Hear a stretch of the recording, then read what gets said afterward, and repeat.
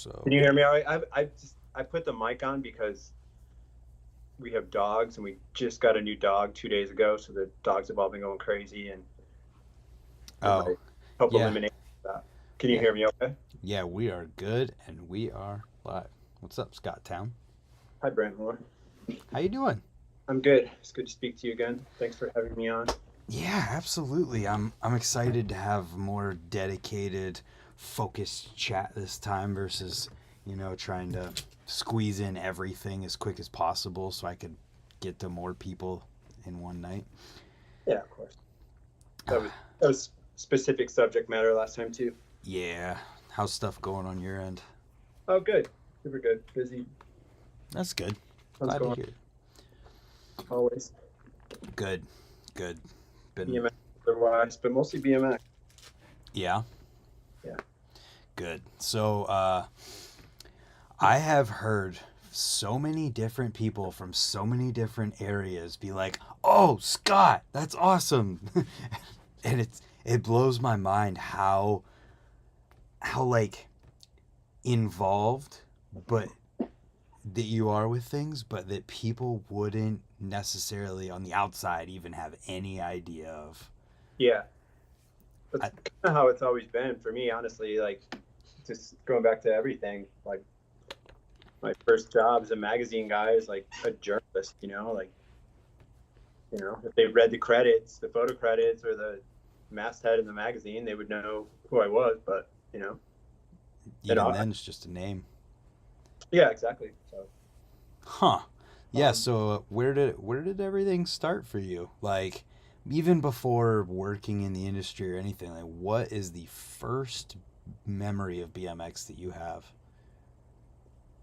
dude, I'm so old that like the things I reference will be insane. But, like I feel like everyone my age generation has the same influence. Even like Matt Hoffman, who's younger than me, like his Evil Knievel is such a huge one. But I was so into motorcycles even before that. Like, always wanted to be a motorcycle guy, and I had a motorcycle before the BMX, but like motorcycle racing or anything like that wasn't going to happen. Mm-hmm. But there were some really specific things. There was the Boy Scout magazine called Boy's Life. It might still be around for all I I know. remember that one. Yeah. They had an article on BMX with BMX guys on the cover. I could pull it up in 30 seconds. I got that. And then my mom would buy me this motorcycle magazine called Mini Cycle Action that had would be like under 100cc motorcycles. Like we're talking like 1974, like so long ago. And they started having more and more pedal cross articles. It wasn't even called BMX. They didn't even know what it was called yet. So, that's like the super early stuff. And then, Holy cow! That Boy's Life cover is, I think it says September 1977. yeah, it is. That's But I so started, cool. so maybe I'm wrong on that. Like maybe because I started racing BMX in May of 1977, so it was before that. But Huh. that was an early one, and I already had the Mini Cycle magazine is really the first. There were BMX newspapers, but I didn't. I live now where I grew up. Like there was nothing here. Like BMX didn't really exist here any earlier than that. Like the first track I think started the year before I started racing, but it wasn't around here. Like I didn't know what it was. I'm gonna keep my hands in my pockets so I don't do anything like I did last. Don't sweat it. I started doing that. I started getting some ninja action. You got the super cooler? I plotted all these things. I was gonna find the biggest cooler I could find and like drink out of it when I needed, but I'm actually drinking out of a water bottle today with some so disappointing. emergency in there, but I do still have the super jug. Super jug. Pat Brent Moore signature super jug. Listen, I tried to get in touch with them, but they did not care. They just shut you down. They didn't care. I got no response. But so you said you're living where you're originally from. Where is that? It's a small town outside of Kalamazoo, Michigan, which is not, but not a super big town. Okay. It's called Otsego. Otsego. So what was like the closest thing for you to ride and do whenever you were first starting? Well, I mean, I grew up in the country, so we always, we built jumps Oh, and right. stuff like that. It's so funny to think, like the first year when we really were racing BMX, there was a BMX track. It was at a motorcycle track about a half an hour from here. And when we started, my friend Larry found out about that through the bike shop where he bought his bike, and we started racing there. It was a big deal. But then, like, everyone at their house built like a little track, and we would have little neighborhoods there. Okay, so how old would you have been at that time? 12. So 12. I'm 57. I know you want to ask, but don't want to ask. It hadn't crossed my mind yet, but so you started 45 years ago. Yeah, it's pretty crazy. Holy cow. It's hard to get my mind around that, dude. Like I have a picture of my dad. Like, they would have Father's Day races or Father's races. I think this one might have fallen on Father's Day. Mm-hmm. At the BMX track. And like the dads would get on bikes. And dads, because BMX is new. Like I just said, like this was 1978 when this picture I'm talking about. And BMX didn't exist before that. My dad was like in his mid 40s. Like, he wasn't that old, Like, yeah. But him on a BMX bike was the scariest thing ever. And like he was one and done with that one race. And it's such a rad photo because my dad's gone now. But I have a bike just like the one he's riding, and I tried to replicate the photo at one point. It was pretty funny, but that's awesome. Yeah, I don't know. It means a lot. But anyway, the point of that is just how crazy it was that he was like mid 40s, and he's my dad. I had no other reference of age, Mm-hmm. Now when I, what? Like I'm not just old for a BMX dude. Like, I'm like getting old. Like I could belong to AARP. I haven't signed up, but I got like, it's ridiculous. And I get it. Like, I'm not delusional about how old I am, but I don't dress with like a Detroit Lions sweatshirt and a Cabela's camo hat and some weird wash mom jeans and white New Balance. Like, I don't look like dudes my age, I guess, or a lot, Well, I think that's a good thing. I'm not trying to dance around anything, but you have an identity. Yeah, I try to have some dignity more than anything. Heck yeah, you should. I mean, it'd be lame if people just hit a certain age and like, well, guess this is my outfit now. Yeah, it is for so many people, like my kids aren't that. My kids are pretty young. Like, how old are your parents? I'm probably. My dad's older than you. He's all right. 6. He was born in 60, so he's 63. Yeah, so my sister is that same age. So that's like, it's not that far. How old are you? 29. Oh, you're 29? Okay. Yeah. Now, when I was 29, I was so freaked out about getting old. When I was 27, I was like, dude, that was the first time I remember like riding around Kalamazoo. Kalamazoo's a big college town. And tons of good spots for, it's not really a huge city, but being like really self-conscious about being that old and riding around. And that was the first time I ever really felt that way. Yeah. Robert Cardoza said, "Okay, Scott, I'm 61 and still racing. Calm down." Yeah, I know. When you were in ET, bro, we know. No, I know there's lots of dudes that are older than me, and I love that. Rick Moliterno's got 2 weeks on me. I always like keep that in mind. Like, 2 weeks. 2 weeks. Yep. Yeah. Have you ever seen? Go ahead. You go ahead. I was just gonna ask if you've ever seen that guy from Russia, Mendo, who's like 70 at this point, but Yeah. his edit he put out, he was doing air to fakies and fly out threes and foot jams and. Yeah. That's rad. See, like that guy's too old to have been into BMX as a kid, right? Exactly. Like, yeah. In Russia, like there's no way there was BMX until probably the 80s, Mm-hmm. when he was like in his 20s. Right. So it's rad. No, I love that. He didn't start till he was 62.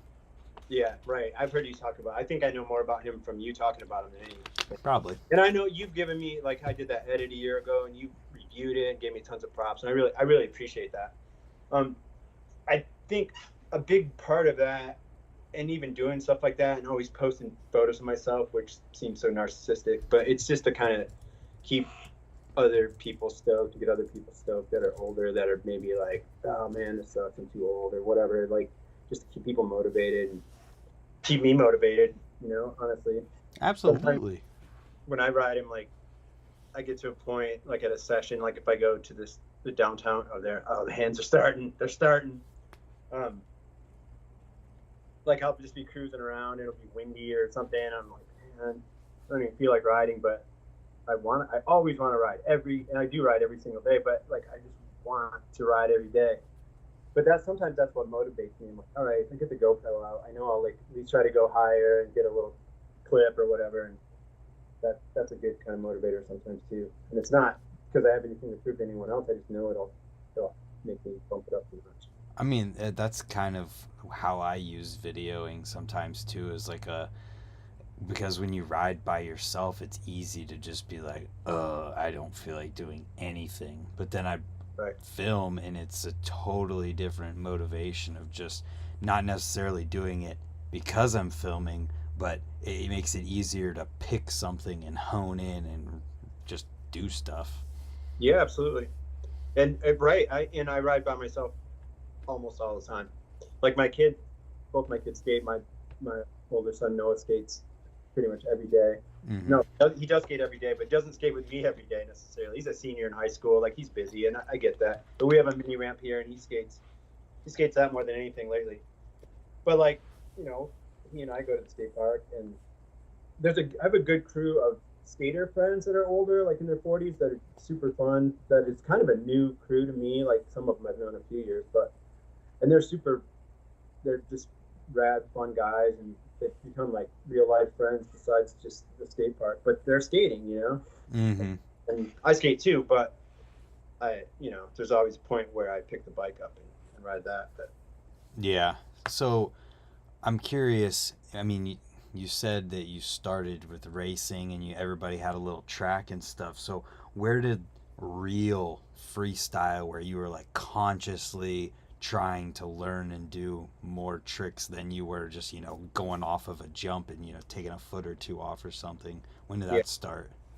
yeah, I'm glad you asked that because that's interesting for me because I was a racer. Like I raced all the time. Like I never stopped racing from 1977 until the like 1990, I think. Mm-hmm. Um, and I was always really into jumping and everything. And even though I wasn't necessarily great at it, but I always wanted to do that. But in the early 80s, when freestyle started really becoming more of a thing, like we would try like the most basic tricks, like a rock walk. You know what a rock walk is? I Like think so, yeah. it's like it's like half a G turn kind Pivot, of pivot, pivot, pivot. pivot. Yeah, that was like the first trick how to that was in the magazine, and we learned that, and of course like wheelies and real basic stuff. But when like real flatland, I started coming around, like I couldn't do it, and it made me super crazy because I'm like, dude, I'm a good bike rider and I can't do any of this, and I get real frustrated with it and just didn't do it. And I didn't really know how to ride ramps. Like we didn't have ramps, and my good friends kind of took to freestyle, and they just started riding freestyle more while I still was like racing, and we started skating too. And like I would be skating or just jumping off stuff on my bike when they were working on flatland tricks. I still can't ride flatland. It's hard. Like I crashed last week riding flatland in my barn. It's like if someone, like I'm not easily embarrassed. Like, someone saw that. It was so pathetic, just like tripping over the bike and falling in a heap, and really like just eating shit because my foot was like stuck behind the giant pegs on my flatland bike. But to answer your question, I really didn't start riding like freestyle until it became like street style, like in the late 80s, when the first anyone that knows me is gonna mouth the words along with me as I say them, but the first Meet the Street contest, Oh, yeah. Dave Volker won and all that. That was like game changer day for all of BMX as far as I'm concerned, but it was for me too, and that's when wall rides were a real new thing and stuff like that, and that's what I was into, and I really did take to that because that was kind of skateboarding influence, and I was really into skating at that point too. So how long would you have been riding at that point? I mean, I started racing in 77, 88, so, 10, 11 years later. That's so wild to consider. Yeah. Huh. And you'd been like 20 something. Yeah, early 20s, probably 20 in 88. I was 22 or 23, I guess. Yeah.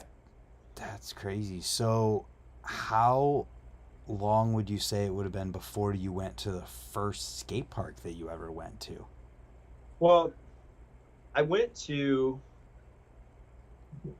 well, the first skate park I went to was in Kalamazoo. There was a cement skate park called Cosmic Waves that was built in, like, I'm not sure what year, probably 77. Yeah. I didn't skateboard then. And my dad wasn't buying me a skateboard because I was BMX dude and he's spending so much money on BMX bikes and everything. Like, Right. that just happened. The very first time I went to a skate park was on roller skates. No way. I swear to God. And it was gnarly. Like, this park was like this big downhill run that went into this giant bowl, and it wasn't very well built. It was all kind of wavy, and it was gnarly. Like, I got kind of tore up. I convinced my friend to go with me, and we were just killing ourselves trying to roller skate. And then a couple of years later, they didn't allow bikes. Story of my life, going back to 1979. For real.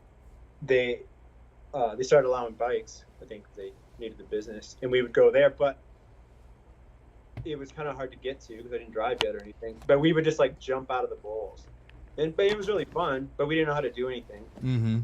Like, and to be fair, like, the skate park was so poorly designed. Like, the snake run. When I think about the snake run now, I feel like you could like gap over the hips, kind of, maybe, but it was real weird. Yeah. I'll tell you a quick story about that. That was another defining moment in my life. The park was real kind of funky, but at one point they built this really nice bowl, like a modern bowl that, parks have now with coping and everything, like a kidney pool. And it wasn't huge, but it was big. It seemed big to us. But we would try to fly out of that. We didn't know what we were doing. But this skater dude was like, hey, can I try your bike? Like, this older skater dude. And he hopped on my bike, and he didn't air anything. He was just ripping around the bowl, like carving like figure eights and everything. And my mind was blown. I was like, oh, it was just a revelation. It was just huge. And that was probably that might have been 1981 by then, but yeah. But that was kind of it. And then that skate park closed, and there were no skate parks. There weren't skate parks then, When I moved to California, the Pipeline skate park was there, and I did get to ride that a couple times, which was rad. And got to witness cool, Eddie Fiola riding it and stuff like that, which is a pretty big deal back then. Oh, that is awesome. I have photos. I had a photo in the magazine of Eddie, just like one little black and white photo of Eddie riding a Pipeline. That's when I was first starting to take photos, and then that park closed. So when did you move to California? In 1986. Okay, so wow. So would you say you moved to California before you really got into freestyle, or when it was happening? No. Freestyle was definitely a thing. Like, Freestyling magazine, which BMX Action magazine is like the magazine, and there are a couple other magazines, but that was the main magazine. And then BMX Plus, which is where I worked. I got the job at Plus. But Freestyling magazine came out in 1984, and freestyle had been in BMX Action for a few years at that point. Like all the 80s, like starting in like 1980 and 1981 to like there more and more freestyle would be in the magazine. So, but I liked it. And I was really into like the skate park riding and stuff like that. But again, we just didn't have skate parks. So yeah. No. What made you move to California? Oh, I got that job at BMX Plus. I went there to work for them. That's awesome. Yeah. Yeah, it was pretty cool. Did you have any other jobs before that in life, or was that the first real one? Well, my dad was a gunsmith, and he had like a resale tax license. So like as soon as I started racing BMX, he was like, these parts are expensive. We got to find a place to buy them so we can buy them wholesale. And he got an account. He set up an account with this distributor in Florida, and he made me call and order the parts when I was 12. Whoa. Just trying to order stuff that was clearly not for a bike shop. I'm ordering like one frame pad and a pair of grips and all these random things. And the guy called me out. He was like, are you calling from a shop? I mean, this sounds like an order for You. Like, oh no, because my dad had kind of debriefed me like, no, we have a shop, and he did have a gun shop, but he didn't have a bike shop. So I mean, I've been working in the industry since I was 12, like, I guess, Yeah. but I really was like dealing with a distro, which I've worked for 2 distros now, but he eventually opened a real shop, and I worked there. That's Oh, like, okay. like actual brick and mortar bike shop opened in 1984. So I'd worked there for 2 years by the time the California thing came around. Gotcha. Is that family bike shop that you're talking Yep. about? Yeah. Yeah. That's so cool. Yeah. You literally BMX has been your entire life. Yeah, really. I mean, in the 90s, like, so we could talk about this history stuff because the history is so long. Let's abbreviate that, and we can talk about other stuff. But BMX really died in the late 80s, and the magazine I worked for just dried up. Like, just called us in one day, like, hey, our main advertiser that had been advertising multiple pages every month, like magazines are supported by advertisers, is pulling out. So we're done. We're closing up shop. Sorry. Wow. I'm like, oh, cool. Thanks. And that was it. And I got an offer to work. I didn't really try to get a job there. I was kind of over California. I wanted to move back to Michigan, and I did. And when I moved back, I did freelance. I worked freelance for Freestyle and BMX Action magazine, and was able to do that. So what's that like? What's it like being a freelance, like photographer? I'm assuming, Yeah. at that period of time. Yeah. It was a trip. Well, I'll tell you what was a trip about it, but it's like, hey, can you go to the King of Vert contest in Toronto? That's one that I did, right? Where Matt Huffman did the first 900, like I took the photos of that. Damn. Pretty rad. Like in the video, like I'm standing, I see myself on the deck, and it's pretty awesome.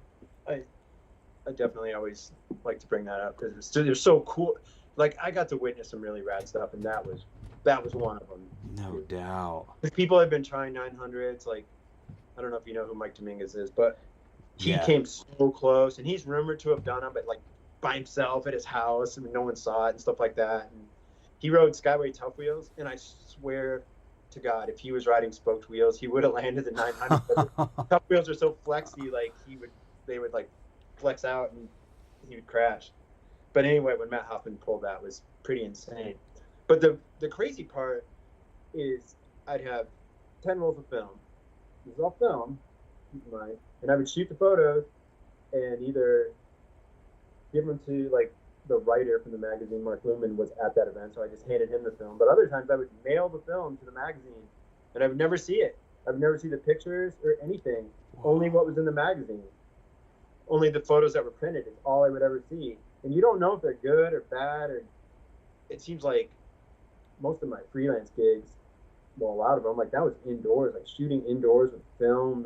It's all with flash, and even the Matt Huffman 900 sequence, it's only 3 frames because it was like the end of the event. My batteries are dying, and like, glad I got any photos of it, Yeah, that's wild. Yeah, it's a trip. It's like a different world. Yeah, it's so much different now. You take a picture and you look at it and like, okay, it's underexposed. Or you can fix it in Photoshop and stuff. And that, I mean, color film, especially back then, like that was it.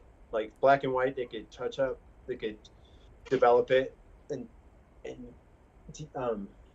tweak it a little, but not much. It would look bad if they did usually. So yeah, like where the names of the tools in Photoshop come from, like dodging and burning and exactly. All that stuff.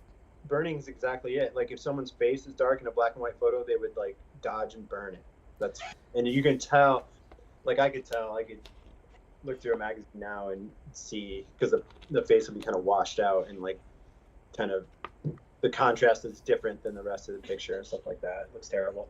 Yeah, it's crazy to think about how different things were back in those days, and I'd almost argue that to an extent it makes it that much more special when you get that photo that is the one. Oh yeah, but you just, like one time I went, Mike Dominguez, who I was just talking about, I went to his house to do a photo shoot, just me and he and Brian Blather and Ron Wilkerson, who were like the biggest dudes of the day, and I did a whole photo shoot with them, and I had the ISO setting on my camera wrong somehow, and they were just Too high or too low?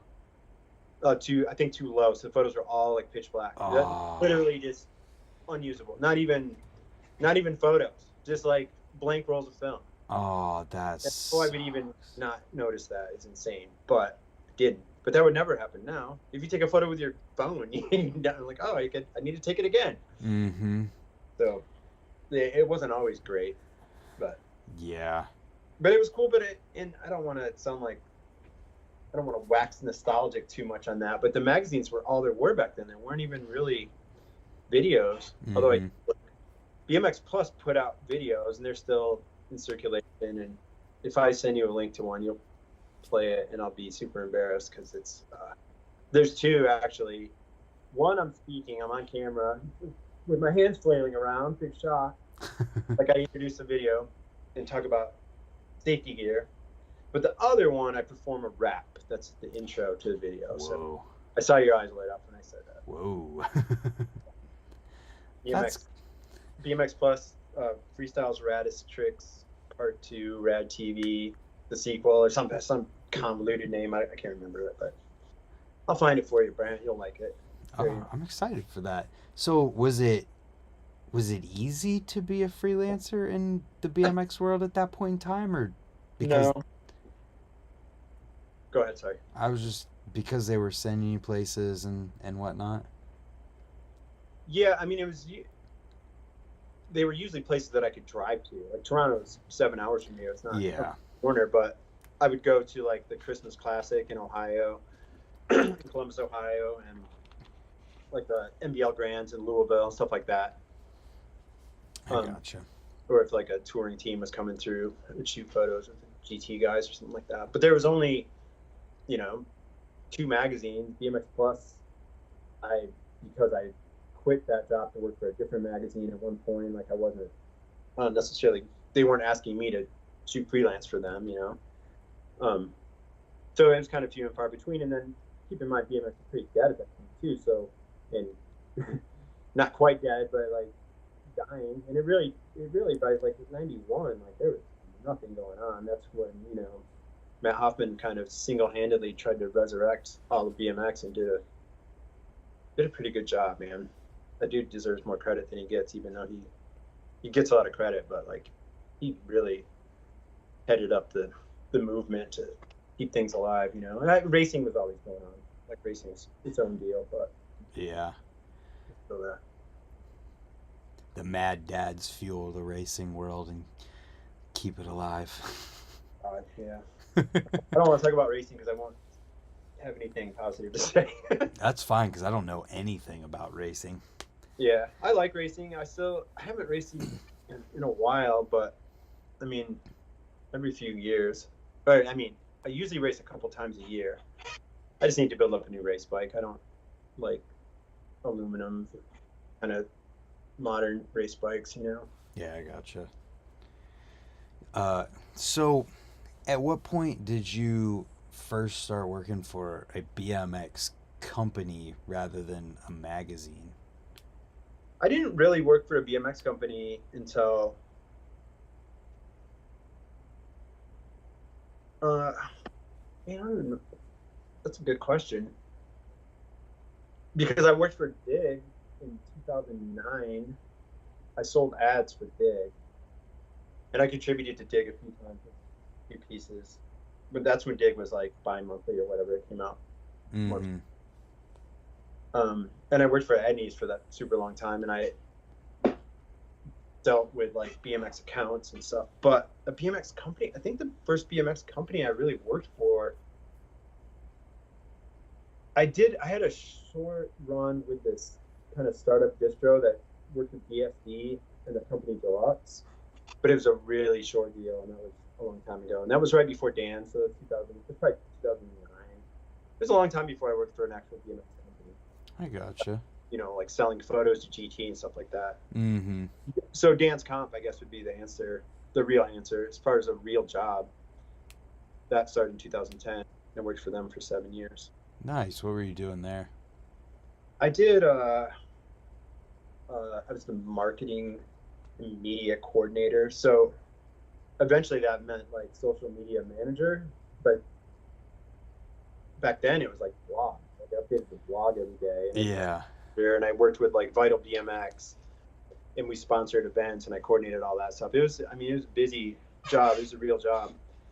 And then because my background before that was really based in like shoes and clothing and all that, when the buyer, his name was Ernesto, was the guy who really helped me get that job. That's how I had the relationship with Dan, because I sold them Etnies and had been selling them Etnies for a long time, and they bought and sold a ton of Etnies shoes. But he left, and he called me. I remember where I was when he called me. Like I was going downtown Kalamazoo to ride by myself on like a Sunday, and he's like, "Hey," he called me. And what's he calling for? Like I worked with him every day, like for him to call me on Sunday seemed weird. He's like, "Oh, I just need to let you know I'm leaving. I got this job back in New York," where he really loved New York and wanted to move back there all along and everything. Like as soon as he told me that, I'm like, God damn it! Now I'm gonna be the shoe buyer. I'm gonna be the soft goods buyer, and that was great. And that, I mean, I was the guy to be that guy for Dan's. Mm-hmm. I had a good run with that, like other, and it was kind of sold to me that way too. It's like, well, if times get tough, we're always gonna need buyers, but marketing guys are the first to go. Like you didn't say. Oh, yeah. That's kind of foreshadowing. I mean, I've been through that a couple times now, like very recently, as a matter of fact. So Yeah.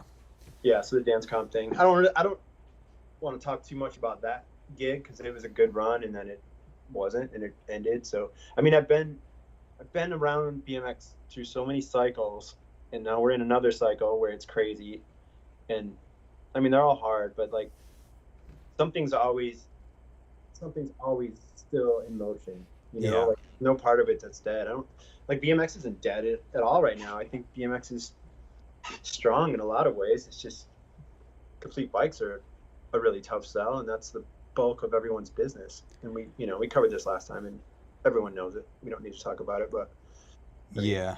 that's where it's at, Yeah, I've asked a few people who've been riding since the 80s and been involved with BMX, the industry, this question, but do you feel like there's a time period that would be appropriate to compare right now to in BMX?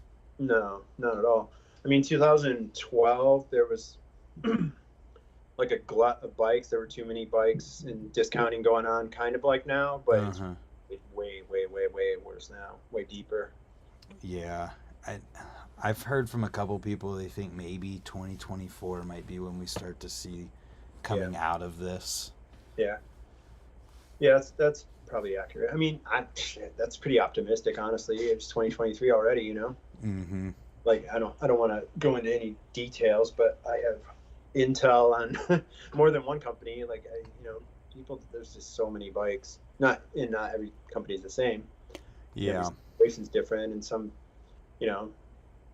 companies, without naming names, like some companies are,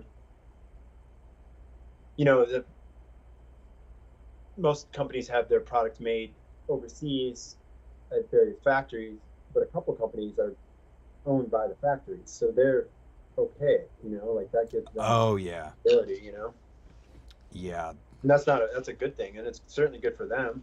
Mm-hmm. So, Yeah, I recently learned that, because I didn't know that, and it's definitely a saving grace for those companies through this next year, however long it takes. Sure, and if some companies are healthy, I think it helps the rest of the companies to keep some sort of checks and balances, and hopefully some hope, or just keep the market from going completely insane. And the fire sale that's kind of gone on a little bit, but hopefully that slows down. Hopefully the flames settle a little bit. Yeah, I mean, what do you think it's going to take for that to happen? Is it just gradually over time people buy more bikes until they're gone, or what? Yeah, that's the problem. It's just that there's so many there's just so many bikes in the pipeline, and the people that bought bikes during COVID that, you know, it didn't take root. You know, they didn't stay with BMX. Like they went back to soccer or whatever. You know, my kid's a big soccer player. Like that's when he started skating every day. He's like, I'm gonna skate every single day, and he still does, but more now out of commitment than anything. But you know, that's when people started. We'd go to skate park literally every day, you know, because we had time, and that's the whole story with everything. That's why everything sold then. That's why exercise equipment and, you know, fishing. Sure, I don't know anything about it, but I'm sure they did. Motorcycles did. I mean, I'm a motorcycle guy too, and like trying to buy and sell motorcycles then was crazy. Like name your price on old dirt bikes, you know, and wild. But with bikes, like a BMX bike, yeah, a kid, even if a kid's using, let's say a kid bought a BMX bike in 2020, that was 15. I'm saying 15 just so we can assume they've already, like they're not still growing rapidly or whatever. A well-developed 15-year-old that's 5'10", like he might buy some new parts. Like, let's say he goes to skate park once in a while, you know, it's just like an average rider, but he still rides that bike. Like, he's probably not going to buy a whole new bike again. Right. And that's on the positive side. The kid that just bought the bike, rode it that summer, and doesn't ride it anymore, like that bike might be for sale now on Facebook Marketplace or whatever. So those bikes are contributing to the too many bikes problem too, you know. So that all adds to the equation. Yeah, it's an interesting and weird problem that we have with this, because it's like, is the only solution time? We can't just throw the bikes away.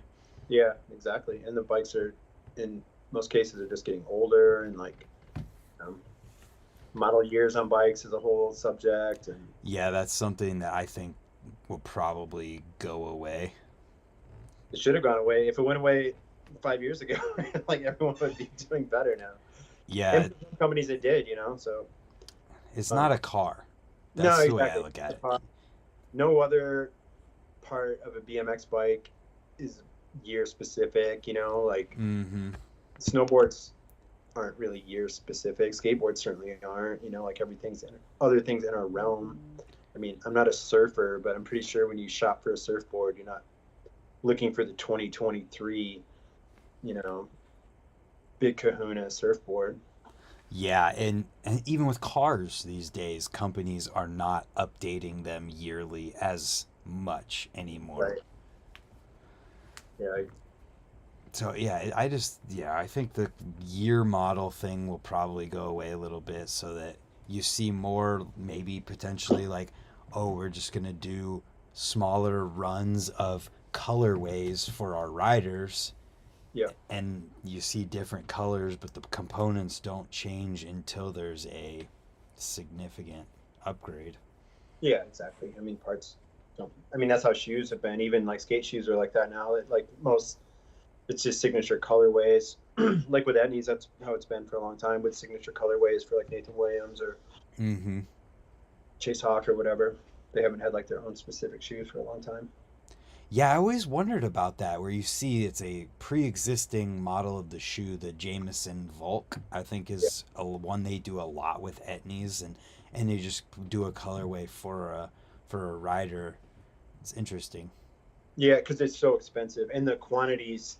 If it's like bikes are the same way. Like tires, like molds for a tire or molds for a shoe outsole are crazy expensive, and with a shoe there's a mold for left and right and every size, so creating molds for shoes, oh my goodness, insanely expensive. So that's better sell a lot of those shoes to offset that price, you know, or they're just losing money on it. So same with grips, everything inject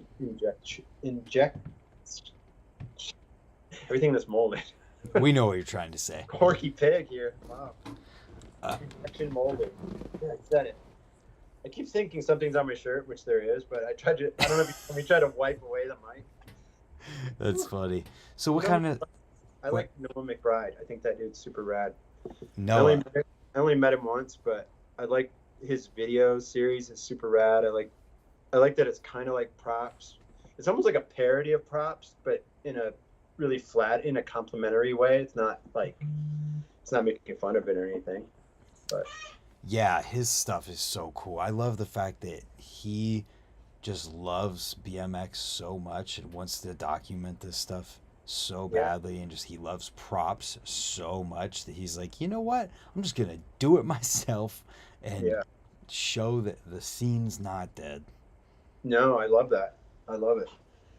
And man, speaking of props, like there was a lot of talk about Road Fools because it's the 25th anniversary. That I kind of quit riding BMX for a few years in the 90s. That's the only time that I haven't really ridden Mm-hmm. from like 92 to 90, early 97. So 4 or 5 years. Um, but not long after I started riding again, props was already a thing, but props Road Fools came out. I know it came out in '98, but that was like a game changer for me. It was like so relatable, even though the writing is way beyond anything I've ever done, and certainly was then. Because I knew like Taj Mihelic used to ride here at the park where I ride now. Like Mm-hmm. he drive from, not he wasn't from Detroit, but from the other side of the state because it was the only indoor skate park, and I would ride with him. Like just he and I on a Tuesday at the KZoo Skate Zoo riding was pretty rad. And I was like, oh yeah, I've heard of this dude. Like before he was Taj, but he was already Taj. He was so good, and he was in Road Fools and all that.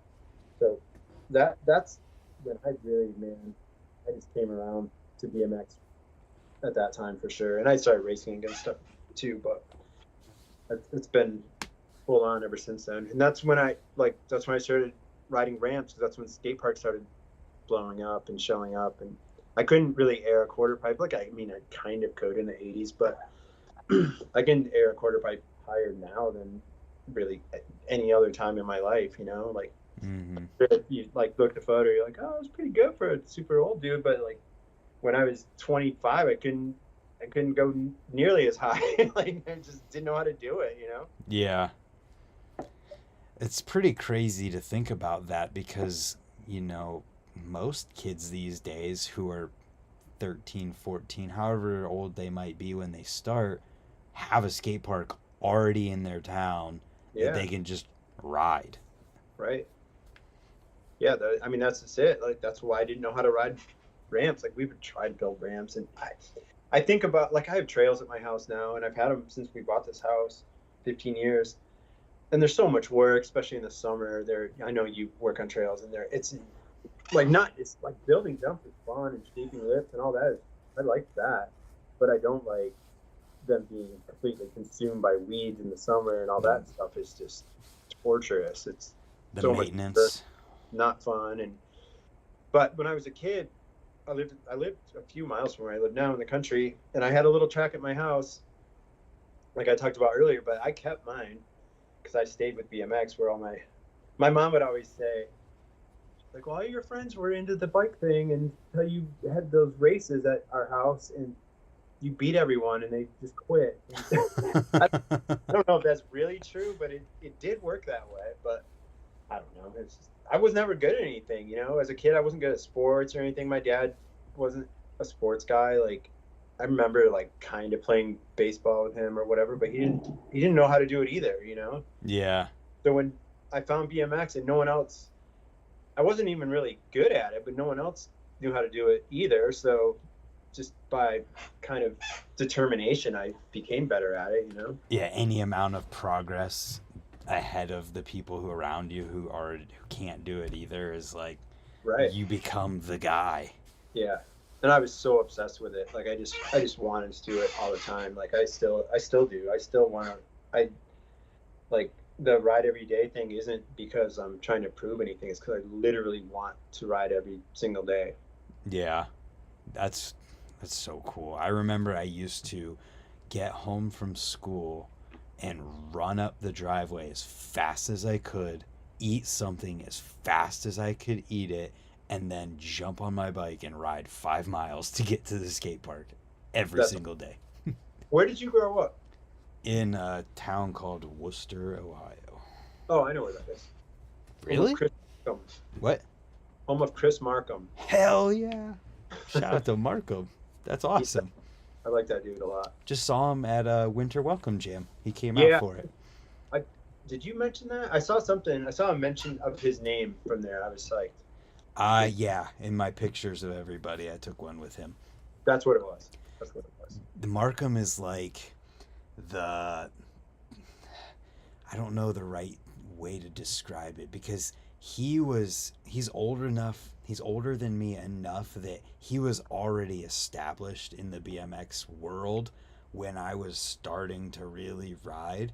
So I only got to ride with him a couple times where he would randomly be in town and at the skate park whenever I was there. And so I never really knew him when I was growing up and coming up riding, but I knew of him and knew that he was just this legendary guy, and he rode for Redline and Right.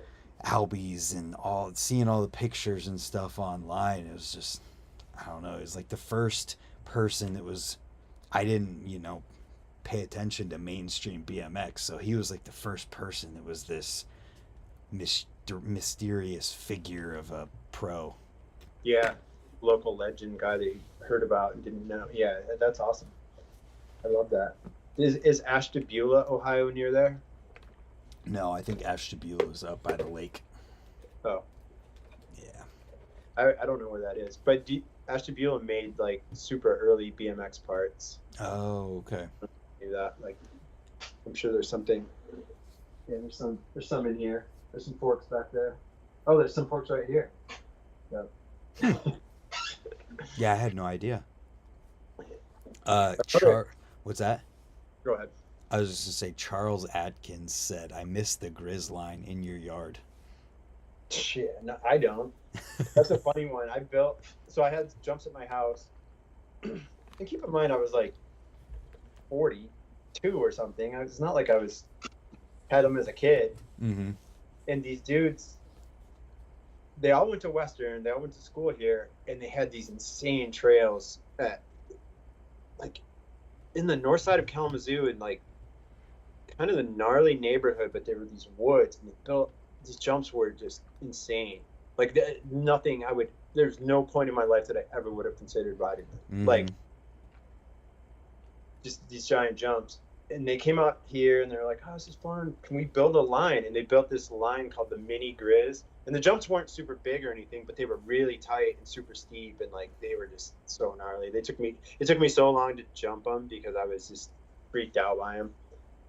Because like you had to like pull back and like dive in each one. And they're not really there anymore. That's kind of a roller line at this point, but I like things a little more spread out. I feel that. We don't have anything like that at our trails that's super tight and technical. We used to, but it just, those lines kind of disappeared for other lines throughout the years. Yeah. Those jumps you have look super fun, or at that one guy's house in those woods or whatever. Those look good. They are awesome. They're so good. I love them because they're forgiving in that they're not, clay that's hard packed, squared off and straight up and down, which those are awesome, but we don't have the ability to do that right beside a creek, and the dirt's all sandy, so things just naturally kind of fall apart. So we stack them up so that the back sides are at an angle, and they're just, you can bail and land on the back side and be like, "Oh, I'm fine," or you can case and not die. And then the other fun part about them is that you could nose case or rear case or overshoot, and if you can pump, you can still make the next jump and keep going awesome through the line. Rad. That's kind of, I'm sorry, they're pretty spread out. I love them. Love riding trails. That's the gnarly thing about winter. I mean, it's the same for you. Like, you don't ride trail. Like, I'm sad about it. The beginning of November, and that was it. And then in April, like, okay, here we go. Just white knuckling it, like hitting them for the first time every year. Yeah, and you should come down and ride our trails. No, I'd love to. I mean, I don't know how far it is. It's not that close. I remember you invited me to some trail jam or something one time, and I was like, "Oh, that'd be great." But there's no way. I'm not afraid to drive a long way, but there's just always stuff going on. Yeah. Well, maybe you could come out to the trail jam this year. Yeah, maybe. Let's put it on the calendar. It'll be in July probably at some point. It's 4.5 hours from here to Kalamazoo. Oh, that's nothing. Not too What bad. what city do you live in? I just did it from Kalamazoo to Worcester. Oh, Worcester. Yeah, The trails are like 10 minutes further. I feel like I used to drive when I work for Etnies now, but back then I was like a road rat, and I was in Ohio all the freaking time, Yeah. and I would see Worcester. Yeah, Oh, it's you got to drive by it on the highway to get from like the northern to southern part of the state usually. yeah, it's a little further. It's a little further east. Like I would go to Cleveland. Oh, I know. Yeah, like if I drove from Cleveland to Columbus or whatever, Yep. I would pass it. I see. Yep. See where it is.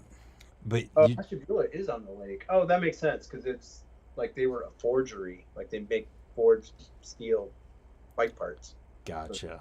Steel mill kind of factory, or So rust belt shit. so speaking about bike parts, what was your first BMX bike? Well, hold on, Brant. Oh, do you have it? You're gonna have to turn off the blur. I don't. No, I have to bring it over there anyway. I think he's getting it right now. Getting the bike. It's so freaking heavy. You might still have to turn off the blur because it might not know how to handle it. Oh, you're right. Shit, I don't know if I know how to do that. Grandpa's gonna get with the phone now. Oh, there we go. I don't know how to do it. Under I don't know either. Either way, I can see the bike, so if you just like lift it up, it'll be fine. Or turn your phone or however you want to do it. Enable blackground. Did it, Oh, Brant. there it went. You did it. Oh, and then I just lost you. And now it's frozen. There we go. You're still Anyway. Oh, yep, you're back. We're good. Are we there? Here's the bike. You can probably see that it has rear shocks Yep. and front shocks. No bar spins on that thing. No bar spins. It weighs like 55 pounds. And That was that's what you were racing? I raced it one time. I didn't really know that it was. Oh my god! It was totally archaic. Like it was already outdated. Like that bike was never like a competitive bike. But What is that bike? It's called the Silver Fox. It was made by like a mini bike manufacturer from Wisconsin. That I've recently learned. I'm literally out of breath from like hoisting that bike. Have you ever heard of Parts Unlimited? The motorcycle distro. It's giant. If you're not into motorcycles, you wouldn't know. But a huge motorcycle distribution company. That company that made that became Parts Unlimited or somehow. What was it? I can't remember what it was called. You said mini bike. Was it like Rupp or something? No, yeah, like that, but not Rupp. How do you know what Rupp is? My dad got into a stage where he bought Rupp Roadster, Roadmaster, whatever A Roadster. he bought a couple of those and like had them redone and then had them for a while and rode those around the yard. That's awesome. Yeah, Rupp Roadster. Yeah, it was cool. I have a license plate he had made for it somewhere. But anyway, that's awesome. So that was the first BMX bike you say you had. What would you say is your first real BMX bike as far as like made for freestyle BMX? For freestyle BMX? That would have been when I worked at the magazine. Like, they tested It's so funny to talk to you because magazines are before your time. Like, I literally have Ride BMX magazines right here. You do? A couple of them, but I never read them. I just looked at the pictures. I never read them, he said. I just I've looked at also the heard you pictures. say you've never watched BMX videos, which is insane to me. I did it. I just made them.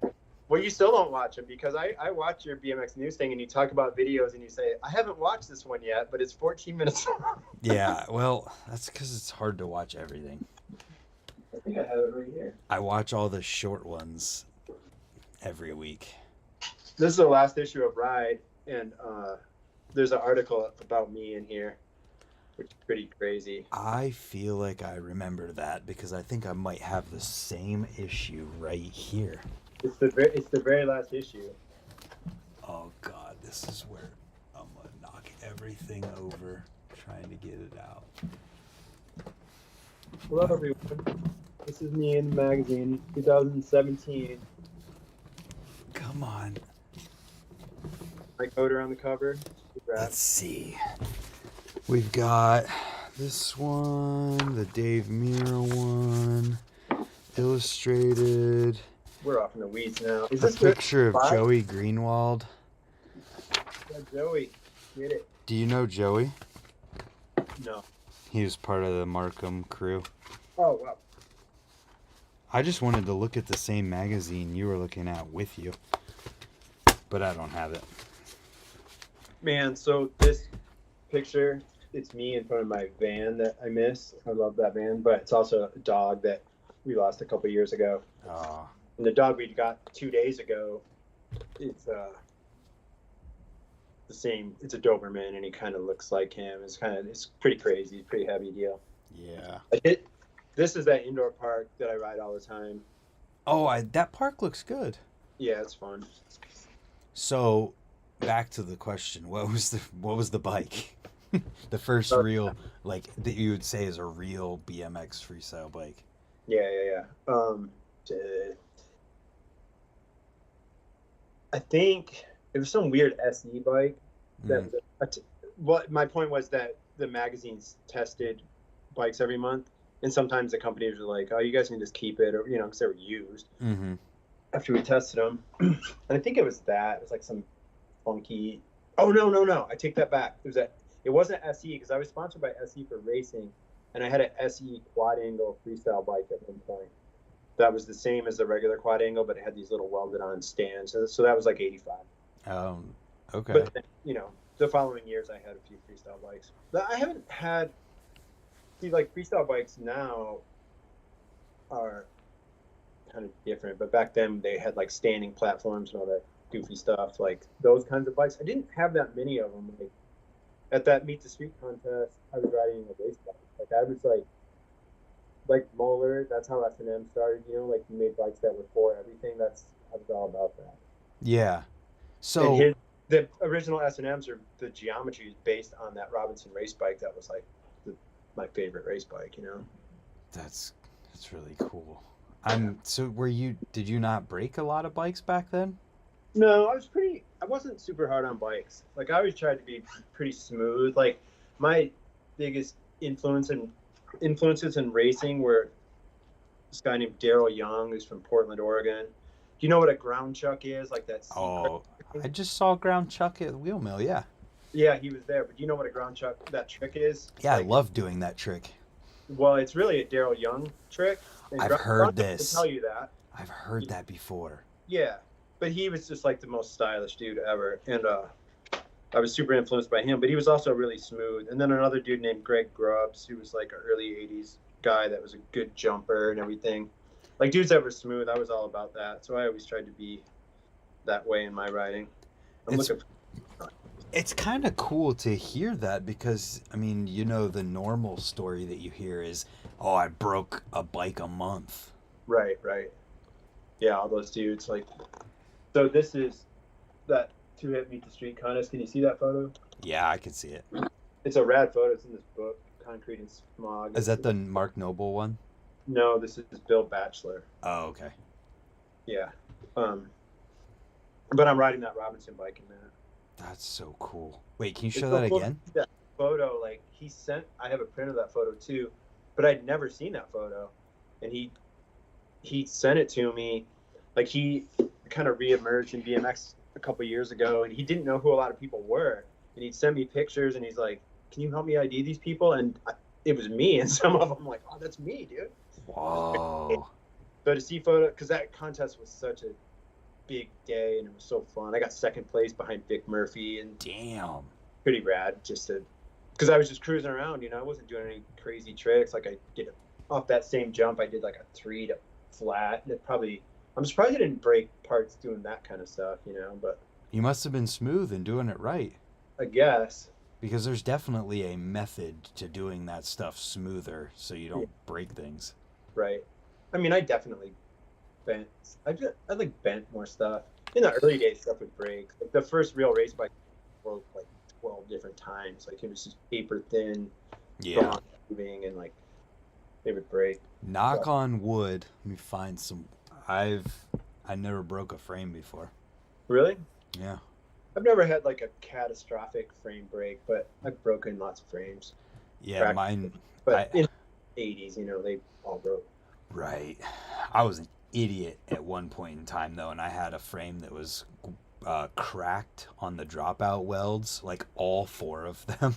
Oh, gee. Or I guess there's 8 dropout welds, but like 4 of the 8 were cracked, and I was jumping box jumps to flat Oh, and just being an idiot about it, and like, oh, it'll be fine, and it always was, but it was just like people look at me like, why are you doing that? yeah, I mean, is like fork dropouts would be being an idiot. Like frame dropouts, like what's the back wheel's gonna fall off? You'll be all right. Yeah. Goodbye.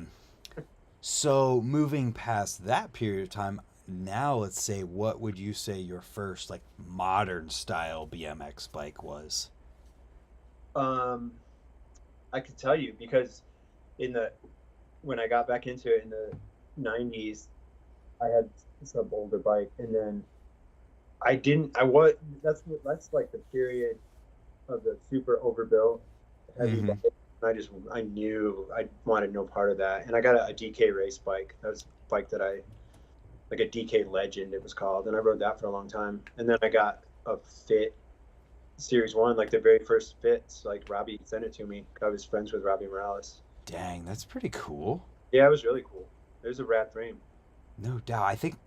I don't know if it was exactly that one, but I remember whenever I first started going to the skate park, one of the guys who would go there and ride had a fit frame, and it didn't have any like model decals on it. It just had the fit logo and name on the Yeah, down tube. that's how that was. So maybe it was a series one. I don't remember it, but I do remember that like, it was at the same time when I got my first fit complete, which was it had to have been right at the beginning of them doing complete bikes because that was 2006. Oh, and I'm an idiot because you asked me what the first bike company I worked for. It was Fit. I worked when I was a sales rep. And it was a short run, but I worked as a rep for Fit in like 2002 probably for Yeah. like a year. It was kind of a weird deal, and it was nothing they did wrong. It just wasn't enough that it made sense. But I Mm-hmm. did work for Fit in 2002. Gotcha. It was rad, because I liked Fit. I'm a huge fan of Robbie, friends with Robbie to this day, and I knew Moeller before he started S&M. Like when I first moved to California, Chris Moeller was a test rider in the magazine. Yep. And that's where I met him, and I saw like the very first S&M frame. Wow.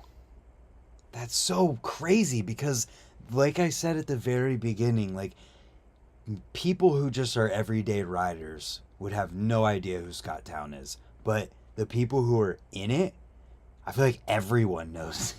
Or they don't, or they just heard my name and don't know what I do, and I'm fine with that, man. I wanted to be a pro racer more than anything in the world, and I got hurt. I started getting hurt. I didn't separate my shoulder. I dislocated my shoulder, which was pretty gnarly, and it started happening more. And I had to have surgery. And that's when I was 19. I was young, and that was kind of the end of it. Like I did well in races after that eventually, but it took a really long. Like things were different back then. Like I didn't go to like PT. I didn't have Brian Foster like working my shoulder for me. I didn't do anything really. Eventually, I started kind of lifting weights, but it took a really long time to heal. And knock wood, that was a million years ago, and that I separated that shoulder, and I hurt my other shoulder, and tore my rotator cuff, and this one. I've had so many shoulder injuries, but that repair has helped. Like it's good. I can't throw a ball, which I didn't think anything of until I had kids. I'm like, oh, sorry guys, you gotta stand close. Yeah. Not very far.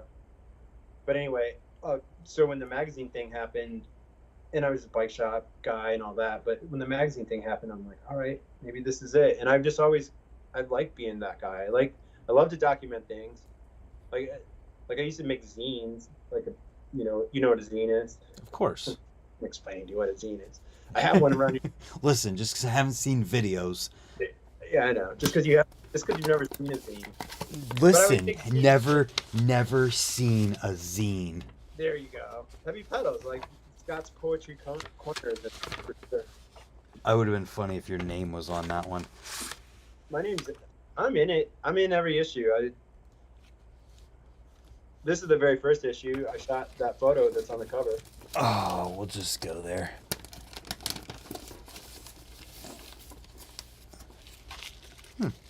What's this? Oh, more heavy pedals. So anyways, you've done zines. There you go. First issue. Yeah, that's it. That's one of my best friends, Solon Foster. That guy's rad. He is rad. How come I see him at Ray's more than I see you at Ray's?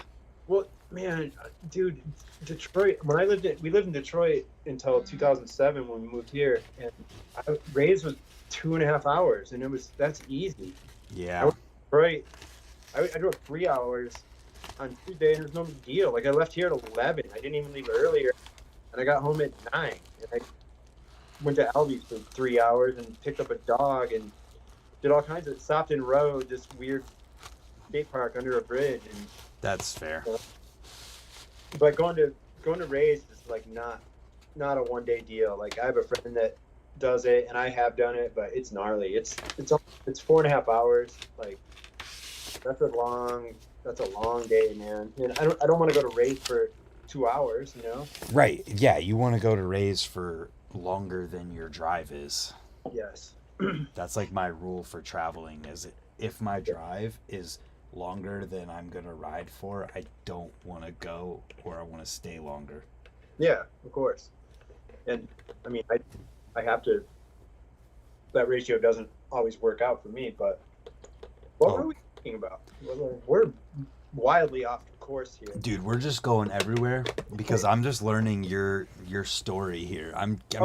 Yeah, I was just saying that I like being like behind the scenes guy. Like, people don't even know what I do or what I've been doing for the last bunch of years, and I'm totally fine with it. Sometimes there was a point when I worked for System Cycle, which is DK and Verde and all their brands. Like, I would look at the Instagram feed like from my own account, and dude, like 20 of these posts are mine from today. Like, I posted them. Oh wow. Kind of silly sometimes, but I'm good with that, you know. And now I work for Dig, and we're working on a print project. That's what Greystoke is. It's a magazine that we're working on. We're putting it together now, and it's aimed at. I don't want to say too much about it because we haven't officially announced it yet. But I think you just did. I just did. It's a print magazine aimed at BMX lifers, aimed at older dudes, you know. So. Oh, that is genius. Hence the name Greystoke. And I didn't come up with the name, and I didn't really come up with the concept. Will from Dig did, but I'm the editor of that, and that's really my focus. And frankly, I was freaking out when I was still working with the building, like how I was going to do this, because I've been working on this since June. I've been under contract with Dig since June, with no contract, of course, but I was like, dude, when am I going to put this magazine, you know, when am I going to write all this? And there's a lot to do for it, you know? Mm-hmm. And even though I've been working on it, like, now it's kind of crunch time. And I don't know how I would have done that when I was doing my day-to-day. Right. That was really taking up a lot of his time. So what does it take, and not necessarily talking about the one on your shirt, because I don't want to get you in trouble, but like, what does it take in a nutshell to make a magazine happen as far as the content part and putting stuff together goes? Well, this one's a little different because there's a kind of there's a historical element. So there's like a big photo feature from this early photographer, and those photos are like 50 years old, you know. Mm-hmm. And he has the photos. We're just picking the best ones, and he's sending us the photos, you know. So yeah. There's that, but then there's other articles. Like, I interviewed a guy named. To me, it's ridiculous that I'm saying a guy named Stu Thompson, because he's like one of the most famous BMX dudes ever. But he's so far before your time that Stomp is Stu. Yeah, Stomp and Stu. I interviewed Stomp and Stu about the earliest BMX riding in skate parks. Not Okay. schools, not that, not jumping, but like actually riding skate parks. And it was rad. But like finding photos, or like there's photos but they're cropped weird, or like they're low res, or like no one has the original. And like this is a print, it's like Dig is full size, super high quality. Yeah. Like it's really thick. And this won't be as big, but it's 132 pages. Like it's a full size magazine. That's really Photos awesome. have to be top quality. They can't be like low res Right. photos. Right. So I feel like that almost would be more work in some cases than taking the photo yourself for Sure. something. Right. But then there's a lot of new photos, and I've really like, for as long as I've been shooting photos, I wasn't necessarily great at it. Like the magazine photos like were kind of hit and miss always. Like I shot magazine covers a couple times, but sometimes I was kind of lucky, and I've really been trying to step up my photography game. I have a good friend. His name is Sean Newton. He's not on social media anymore, but he's kind of my photography guru and just helps me with like I never shot with remote flashes. Like I would only shoot with on-camera flash and just stuff like that. Like he's helped me so much, and I feel like I've come a long way. Like I got some good photos this year that are for this project. And then there's like a piece on a collector. Like I went to his house and shot. He has all these. I have a bunch of cool bikes, but like he has really rad bikes, and he's just kind of exactly that. Like he's not really a rider anymore, even though he has a riding background, and it's just like what he's all about. I think this is a really awesome idea, and the amount of stuff that you guys could do in future issues of that is just endless at this point. It's endless. There's so much stuff. Like we have way too much stuff already lined up for the first issue. Like it's going to be our problem is not going to be being able to fill it. It's being able to like funnel it down to a usable amount so it's a good presentation. And yeah, I mean it's Dig, like Will Smith, who runs Dig, he knows how to put a magazine together. Mm-hmm. I know how to interview people and find the content. I love I'm just a rabbit hole guy when it comes to BMX because I'm such a BMX nerd, and I love more than anything. Like when I was waiting for you, I was reading this interview with Scott Breithaupt, who's kind of the founding father of BMX. He's no longer with us, but I'd never read this interview. I was reading it. It was kind of bumming me out in a lot of ways, which I won't go into, but I just go down the rabbit hole every day somehow, and it's part of my job, which is that. Like I love trying to find a photo from a magazine from 1978 that I know, like I remember it, but I don't know what it is. It's like just a deep dive all the time. Did you say dig on purpose just now? No, I didn't, but it is digging deep, and it's not always for dig. Like I went to this event in California last summer that I got to co-host this awards presentation, and the slideshow for that, like finding photos for that, like of Stu was one of the people in fact, and just some other dudes, some freestyle guys, but finding photos from that, I love it. But I spent like days and days on it, like literally going through every single magazine, and they're mostly online, but I have tons of magazines here too. Going through them online is much easier for the record. Like flipping through a magazine looking for photos. Mm-hmm. But I just love it. I love that it's just something I get to do. Like I feel like it's a privilege, even though it's a job too. Like it's rad. Like That's amazing, and I think that that's going to be the kind of thing that people really get excited about seeing. Yeah, because there's so many, and honestly, I'm older than a lot of dudes that still ride. But there's a big feature on Dennis McCoy, who's like a year younger than me. He could still blast 9 feet out of a concrete bowl, Mm-hmm.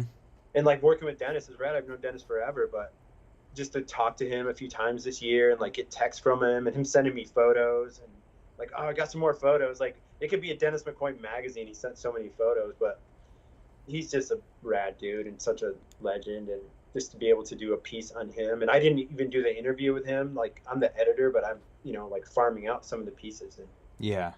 there's this another magazine guy named Jared Sony had a real cool concept and a cool angle, if you will, for the Dennis McCoy piece. So he wrote that, and that's a lot to take on with Dennis because he likes to talk.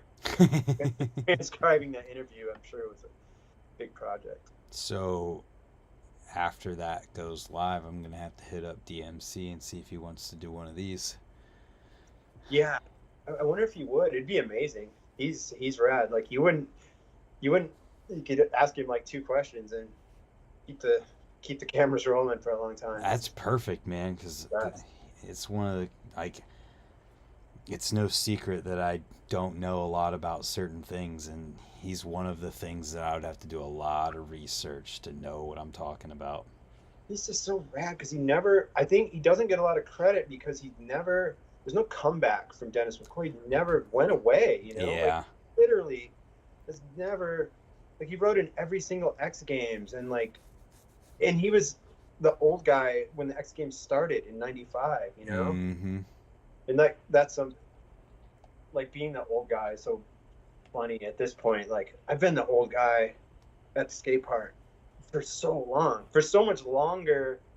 The period of time I've been too old to be riding BMX is longer than the time that I did ride BMX. Yeah. It was like at normal or like appropriate time of your youth or whatever, you know what I mean? Like, I've been too old to be a BMX guy for 30 years, you know? Yeah.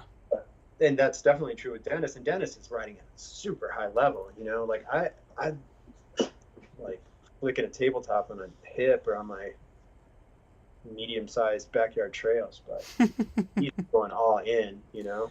Yeah. I feel like some people like him might be taken for granted in that they're just always there.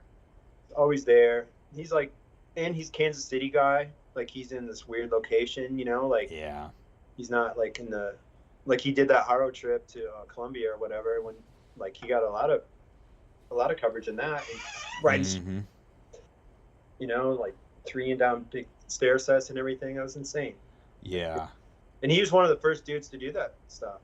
That's like the so first, wild. It was a photo sequence, of course, because this was kind of pre-video. It's like, and it's funny because it was at an AFA freestyle contest, which is like 2 quarter pipes or maybe 4 quarter pipes at a good one.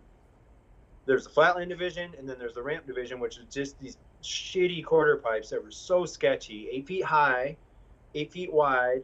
Trannies are all weird. Like, think of like that, narrow ramps. Like, there's nothing more dangerous. It's scary, yeah. And dudes are just going crazy on those.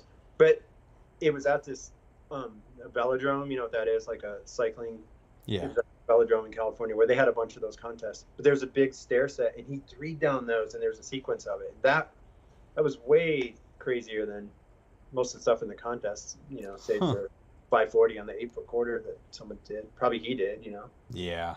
But he's a pioneer of that, and it's just what he did. Like, I think he would tell you himself that he didn't even think of it as like street riding. It's just bike riding, you know, like, do it all the time. But anyway, yeah, that's another part of that magazine that I'm excited about. And it's just that there's so many, because BMX has been around long enough that there's so many people that still ride that are older or came back to riding as adults or whatever the case, you know, or dudes that don't ride at all that are just into collecting bikes, or they ride retro bikes or big bikes, although there won't really be any big bike stuff in it, you know, it's all 20-inch stuff. But yeah, I think there's a place for it, and I think it should be rad. And it's the generation of dudes that grew up on magazines, or so, you know, they will like to have a tangible magazine to hold in their hands, you know. Well, I can't wait to get my hands on one. I'm definitely gonna pick that up. I'll send you one, bro. I mean, that works too. I was gonna buy it, but okay, if you want to buy it, go ahead. Well, I like to support, but so over the years, have you had the similar like positions at these companies you've worked at, where you're doing a lot of the marketing stuff, or is it just whatever? Yeah, I feel like it's just the modern workplace in any industry, and especially a bike industry, in the BMX industry, because the companies are small and understaffed. And like when I started at Dan's, for example, I had like, pretty specific responsibilities, and it was a full-time gig. But by the end of my time at Dan's, it was all those same ones plus like 30 other responsibilities. Like they Yeah. kept adding, and part of that's because I guess earned that status, but it was also like we have to cut the staff down. People left. You have to do. No one else is going to do it if you don't do it. Yep. And man, when I worked at DK, it was definitely like that too. And when I left DK, like they didn't replace me. Like Steve Buddeck and the other people there just took on more responsibilities. It's just how it is. It's gnarly. Yeah. And I did I did international sales. I did all social media. I did key account sales. So I dealt with like all the mail orders. And then I would write like website descriptions, like for every company I've worked for forever. I always like write content. I still do that. Like I write web descriptions in social media and stuff like that. So, and that's a lot of what I was doing at S&M too, was that kind of stuff. Yeah.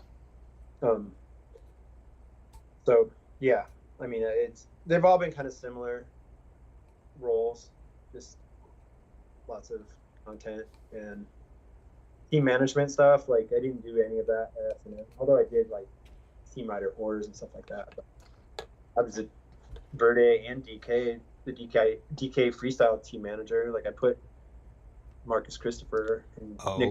Dang. I'm the one that put them on the team, Nice. and had the relationship with Marcus. Marcus is rad. Like I put him on dance comp when he was 11. Dude, I remember when he was 11 because he came to our trail jam, and he's this 11-year-old kid doing no-foot cans over our big jumps, and his dad is a giant. Yeah. His neck is bigger than his head. He's like, all right, Marcus. Yeah, and there's this Cool, dude. there's this dude who would always come down to the trails. He didn't ride or anything, but he would come down and drink and get drunk. And he was down there for our jam, and he just kept calling Marcus's dad Sasquatch all day. Dude, that guy's gnarly. He's like an all-state Football. Something from the Ohio State Buckeyes. Yeah, whatever. he's Not a sports guy at all, but he was something like that. something crazy. Like when you look him up, he's definitely got some accolades at OSU. Long list of accolades. He does.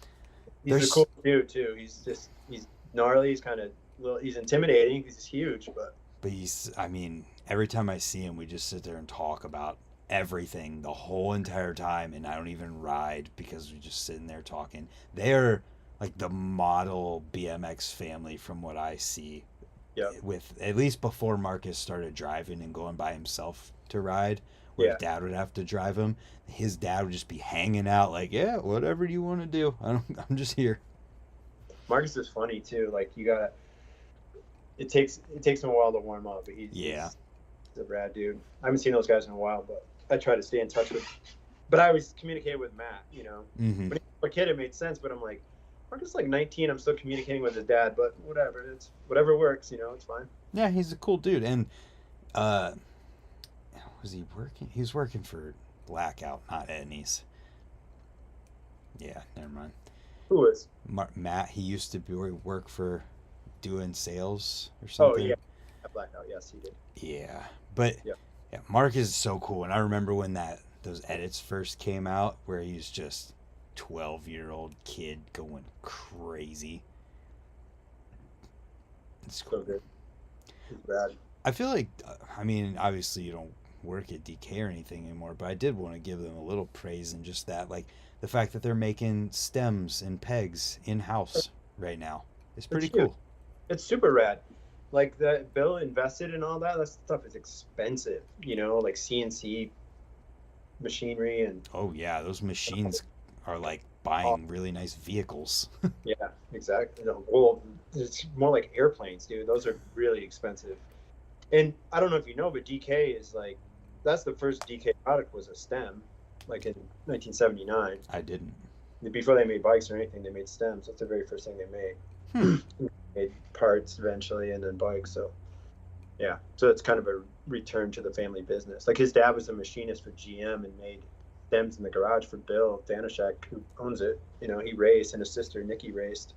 I had no idea that DK had this kind of a history like this. Yeah, absolutely. Man, yo, is it Bill you said? Yeah. Bill, hit me up. Let's talk. I want to do one of these with you. Oh, good luck getting him to do that. I don't know. Either way, I'm curious too. So, what else do you do with Dig besides working on that? I work for the regular Dig too. Like I update the website, post on the Instagram, and actually lately I've been working with advertisers, which is like it's starting to happen. You know, where it's like, just wearing so many hats. You know. Well, BMX is kind of contracting right now, so I feel like the responsibilities are gonna grow for a while. It's fine. I love it, dude. Dig is rad. Like, and one thing I learned like so long ago, and I think it's because I was so obsessed with the magazines early on, but the dude that wrote Bicycle Motocross Action, and wrote it like it was a book, but who's the editor of that magazine, like he didn't ride, like he was an adult. He was a dad. He was, you know who Arlo Osborne is? Yeah. It's his dad. And he didn't pretend, and this is something I always keep in mind, like even though I'm older, but I can write about Felix Prangenberg. I don't try to pretend that I'm 17 or 20. Like I don't try to talk like a kid. Like that's dangerous. It's insincere, you know, it's disingenuous. So, and that's how the magazine was written. Like he didn't write it, like he wasn't trying to write on some weird hip level in 1978. You know, he just wrote like an adult, and he just wrote in a way that was creative and tried to make it interesting and relatable. But and it is relatable to me whether I'm 35 years older than the dude I'm writing about or not. For the person that's reading it, more importantly, people don't read captions anyway, so it could just be a bunch of and Yeah, you're right. You're right. Too long didn't read, I know, is the motto. Like that's TLDR. the one I've had to train myself. That's hard, dude, to write like a description, like a bike description for a website. Like it's way too long, man. Like it's hard to get shorter. Like it's got to be so concise and like just dumbed down. Listen, not dumbed down. I'm not trying to be condescending, but it just has to be short. I did that for the BMX dude or whatever this website is that came out. The Melon BMX guy who ran that, started a new website. I forget what it's called, but I was writing all the descriptions for him, and it was tough when you're writing 30 different pedal descriptions or frame descriptions, and you're like, how do I say something different about this thing that is virtually the exact same as the one I did 2 minutes ago? Oh yeah, you're gonna write about nylon pedals. You're gonna write a different description for each one, and there's 20. Yeah, exactly, dude. That welcome to my day. Like, because I do that. I've done that at every company I've worked for, including Dan's, and I still do it to this day for Albe's. And I work for a company that makes pads, like old school BMX pads called Flight. I worked with them for a few years ago. This would not be on your radar in any way, shape, or form, but like I constantly have to write product descriptions for that, and that's different because at least the pads are like different designs, so you talk about the design, and the construction is the exact same on all of them, so that's kind of a given. But anyway, yeah, it's tough, but I embrace that. But anyway, my point was that that's always something you just have to keep into perspective, you know, like you just don't be something you're not. Don't fake the funk, you know. You can't. Everything has to be sincere and has to be just legitimate and from the heart, you know. Yeah. Whether it's a 2-word Instagram caption before the tags, or you know, a full description of some high-end bike, you know. Yeah, it's definitely tough, and to keep people's attention these days is so hard. So you really have to be thoughtful about those things. Yep. Yeah. So you do all that for Dig. You're doing product description stuff for Albe's. Are you posting for Albe's? Yep.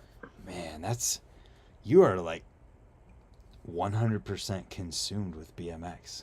Yeah, I really am. like, It's awesome. like more than people know, more than I'm even like talking about. Like I do that, like all the time. It's fine. I want. That's what I want. It's what I always wanted. Like Mm-hmm. I'm glad. I wish it paid more, but that's why I worked for all these different companies. That's why when the S&M thing ended, it was like, well, that sucks. But I'm literally exactly where I was before that. Yeah. You know, like so. I don't know. And I get to work. I work from home, and I can pick my kid up from school or whatever. You know, like Yep. it's rad. Yeah. And I want to I want to talk about photography for a little bit. What are you shooting on? a Fuji XT1. It's I've about heard of that camera. yeah, I have it right here. Let's see it. It's rad. I'll tell you. Um, I feel like everything I'm telling you is something I written about on Instagram or posted or whatever.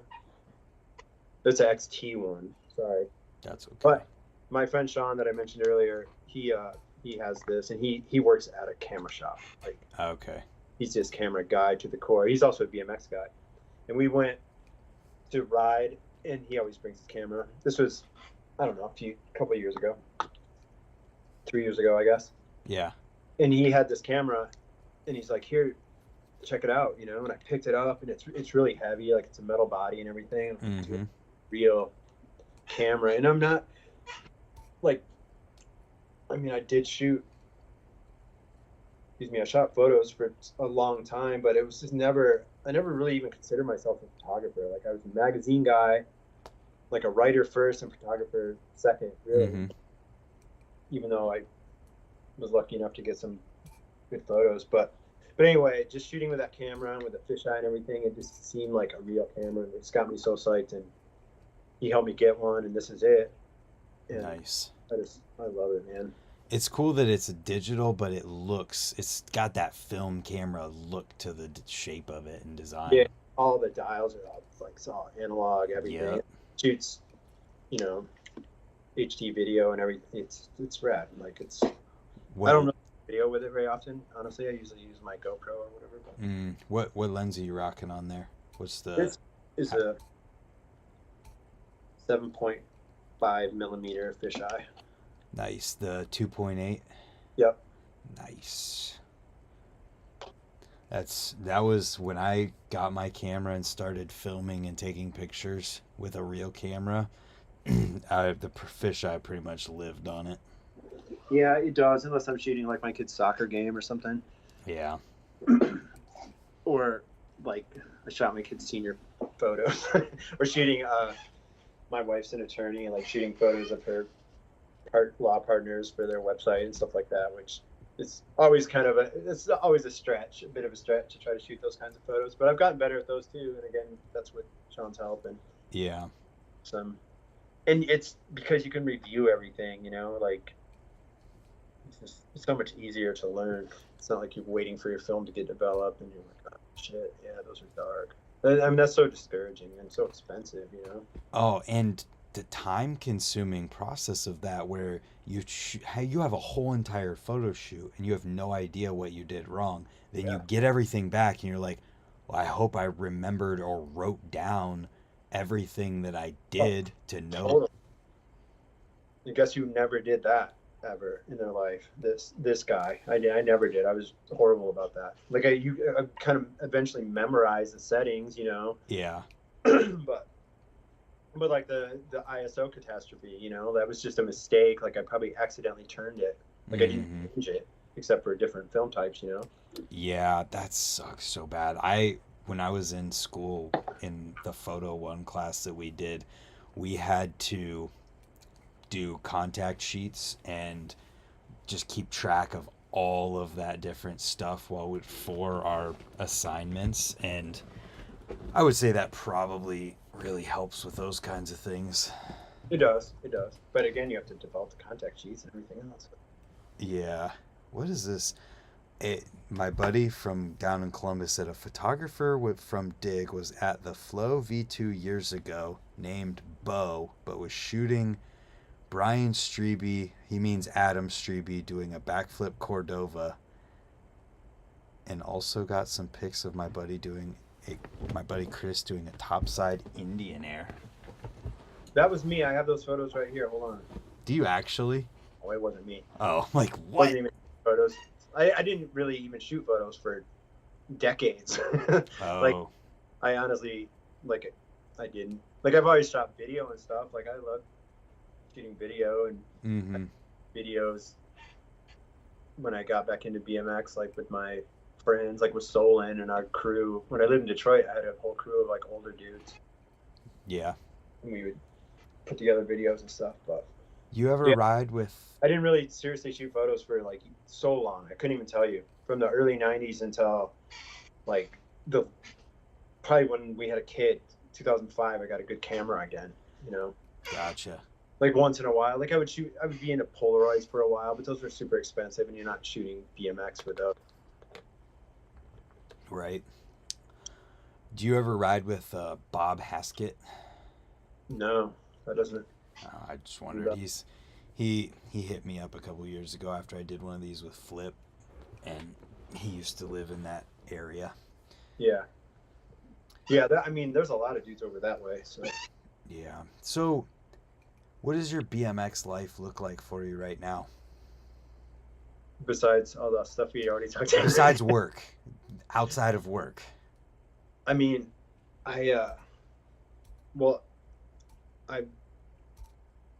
ride every single day. So every day, that's like one of my first thoughts in the day is like, all right, where am I going to ride today? What day is it? Like the indoor skate park here that I'm so fortunate to have that Mhm. it's been open for 30 years, 33 years. It might be the oldest privately owned skate park now besides Kona, but it's indoors. So it's I think it probably is, because there was one other park in Pennsylvania, but I think it might have closed. Jeez. So, Penn Skate, yeah, Penn Skate just closed.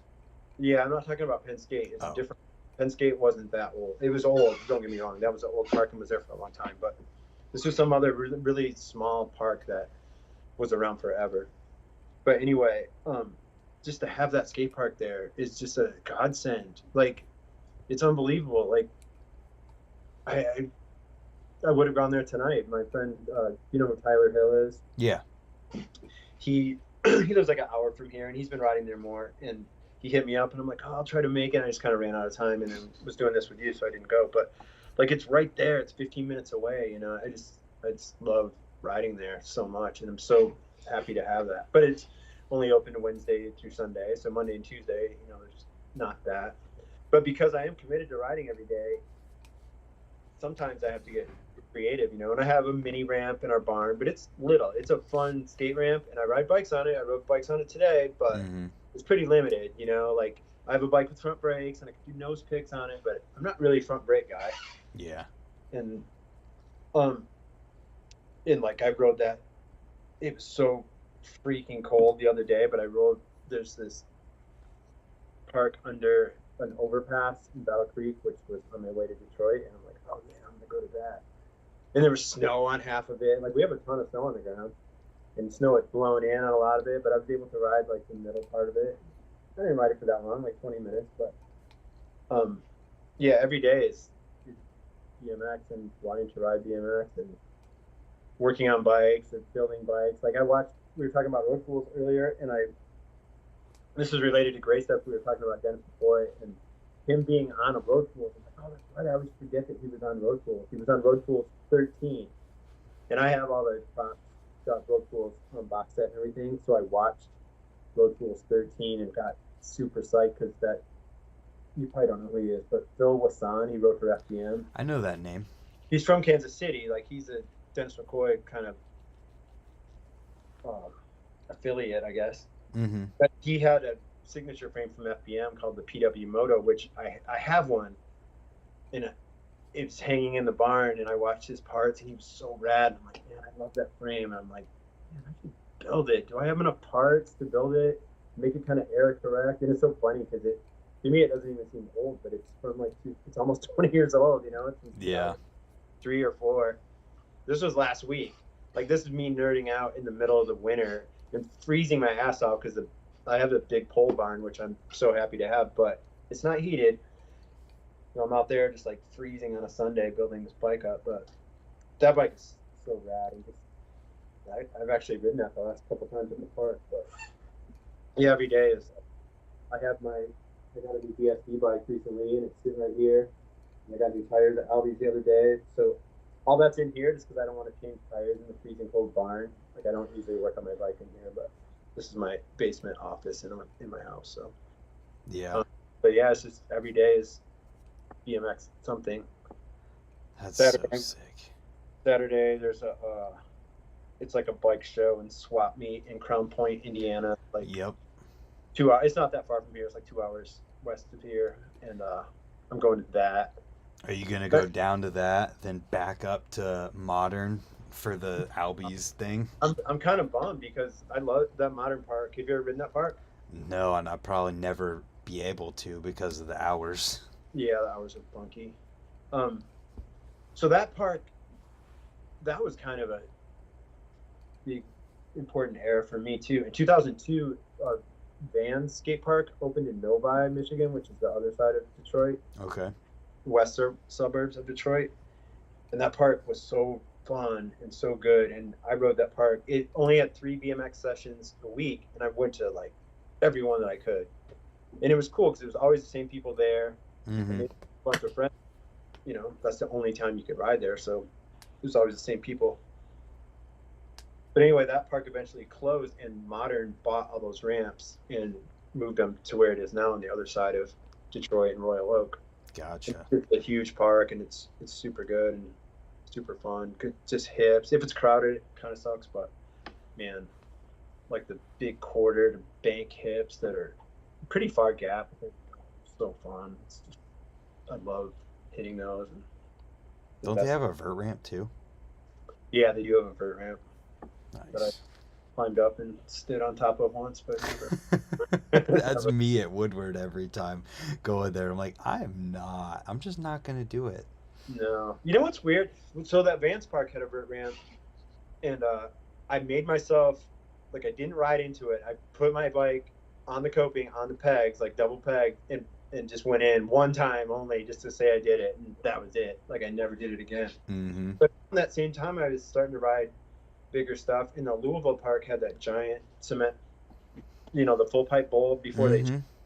That was quite a few years ago now. Yeah. But I was there at like 8 in the morning, and I was like rolling into like the deep end of that, and I kind of was like, this is maybe not a good idea. I'm here by myself. If I got knocked out, I would just be. If I got hurt, I would just be in this bowl until someone found me, Yeah. But that doesn't scare me. I mean, it's scary riding a big bowl, but I'm scared of heights. So being up on top of, just standing on top of the ramp, like being on the mega ramp at Woodward West a few years ago, I was just like terrified just standing up there, So not a vert guy by any stretch. Vert is a rare breed of human. Yeah, it really is. I interviewed Simon Chabron a couple weeks ago. Speaking of rare humans, How's he doing? He's good. He's doing good. You can read about it in Greystoke magazine coming soon. Do we have a plug guy, but that's what it was for. Is there any kind of time estimate on that? Yeah, it's supposed to be, the first issue is on sale date is April 1st. Oh, nice. Really, April, but it's now February, so it's not that far off. For We're real. putting it together. Like, it's kind of all here. Yeah, I'm stoked for that. I'm really excited to see it. It's funny. I'm assuming it's Fudger on the BMX account said, "Did I miss the conversation about Greystoke?" Oh, really? Mm-hmm. I don't know how he would even know about it, because we haven't really gone public with it, Yeah, till now. There's an Instagram, but there's no post on it. It's been set up for months. There's a website, but there's nothing on it besides the logo. These shirts I had printed for an event I went to. Again, there's a moth on me. That was funny. You looked scared for a second. Oh, it's like right there. Yeah.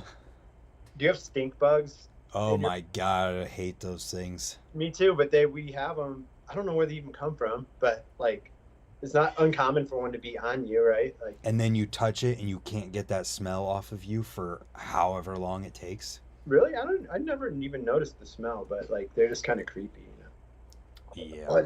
I mean, Anyway, Sludge is rad. I wonder how he would know about Greystoke besides the shirt. I But don't know. maybe someone told him. I don't know. I It, want him to know about it. I'm excited for that to come out, and I'm I'm stoked that we could talk about it here before anywhere else. Yeah, I hope I don't. Maybe I'll get fired tomorrow morning. I'll be terminated, fired as editor of Greystoke. Yeah, I don't know about that. No, we just want to, it's not gonna go off half cocked. Like when it's presented, it'll be like full Proper. presentation. Besides me rambling about it. Yeah.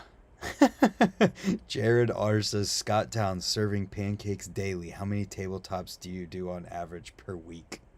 But, yeah, I don't know. I wish like in the this time of year it's tough because on my little tiny ramp I don't do any tabletops.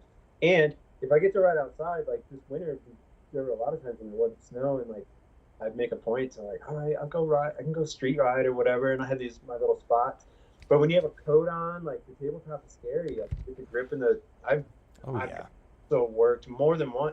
The my ride every day thing, the longest I didn't get to ride, like I've literally ridden every single day since January 1, 2012. Whoa. Like every day except for two days last year. But the only extended period of time I haven't ridden was in 2016. It was like April, and I had a goddamn jean jacket on of all ridiculous things, and my grip, like a little table. Of course, I'm trying to film myself. Got stuck in my jean jacket, and I just died, and my leg got super tweaked, and I literally couldn't ride. My leg wouldn't bend. Like I was walking up and down the stairs like a pirate. Like that was the only time. That's the only time more than 2 days that I haven't ridden since 2012. Wow, that is a full 10 years at this point. Yeah, 11. it's like 4,000. I did the math recently. I had yeah, it's 11 years. I thought it was 10. I did the math, and then like the next day, I saw my Facebook post or my Facebook memories were talking about it. And I'm like, oh shit, it's really 11 years. There's like 4,000 days of riding BMX. A lot. And before that, I mean, I tried to ride as much as I could. I still rode most every day, Yeah. But yeah, I don't know. The tabletops, like, I did some. I did yesterday. I did a couple. But in the summer, like, I would try to get them, Right. Yeah. Yeah, where are you getting to ride in the summertime the most? Well, I have jumps at my house. I have trails at Right. my so those I try to keep running, weather permitting. There's an outdoor skate park here that's not really that great, but I just ride it so much. I know you have your local park that's kind of like that. It's my park, Yep. I ride it so much that I love riding there. Like I don't ever get bored, but I usually only ride it for like a half an hour. Like I go there. I try to keep normal work hours, like business hours, so I don't screw around all day. Mm-hmm. If I'm there for like an hour, it's a long time. I But gotcha. I'm there all the time. That's cool though that you get to ride every day, and you got your local park. You got an indoor park 15 minutes away, and Yeah. There's um, another indoor park like 35 minutes away that I go to once in a while too. That's fun. what's that So one? it's called Battlegrounds. It's actually in a mall. I've heard of that one. Yeah. They're having a little jam coming up there. I think in March. I emceed it last year, but it's fun. It's small, but it's really fun as long as it's not super crowded. Good mini ramp and good ledges and stuff. Nice. But anytime I travel anywhere, I always try to, I take the route that goes past the skate park. There's Mm-hmm. everywhere now. There's so many skate parks in Indiana. When I worked at Dan's, Dan's is by Evansville, the very bottom of Indiana, and there weren't that many parks, and now there's so many more. Like that Auburn, Indiana park is so rad. Have you been to that? I haven't seen that one. No. Yeah, that park rules. It's like just north of Fort Wayne, and there's a bunch of parks in southern Indiana now too. Huh. Yeah, it's becoming more and more widespread and everywhere. It's good to see. Yeah, I love it. I love it. That's part of it. I mean, really, when I was a sales rep for Etnies, that was a big part of it, man. Like I was always on the road. Like skate shops don't open until 11 or noon or 1 sometimes, so I would always have time in the morning to like hit a skate park, and I just knew where every skate park was. I would One of my first trips as a sales rep in 1997, I went to the skate shop in Toledo called Just Skateboards, which is still there. It's a grad dude named Scott who owns it. And I don't know how it came up, but I told him I rode BMX. I do know how it came up, but it doesn't matter. And he's like, "Oh, you ride bikes? You got to check out Chango World." And I'm like, "What? Chango World?" I didn't know. I had no idea what he's talking about. He's talking about the original Chango World. Uh-huh. And I went there on that trip, and I was just like, "What the hell?" Like I just couldn't even get my mind around how rad that place was. When was this? 1997. Oh, and wow. Like a year old. I think it opened the year before that. Like it was pretty new. That's so incredible.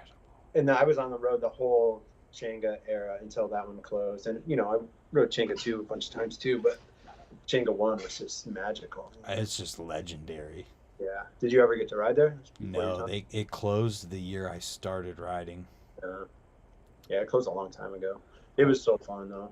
I rode in contests there and everything. Like, but again, being a rep, I was a rep for 13 years, so I just always I rode the Louisville Park so many times because that was part of my big route, that I went multiple times a year, Mm-hmm. Like I rode, and from here, like right now, like if you drive south, you get away from the lakes. There's not as much snow, and I always would kind of forget that. I'm like, oh wow, there's no snow in Indianapolis, and there's 2 feet of snow at my house, and it's only 3 hours away. But Mm-hmm.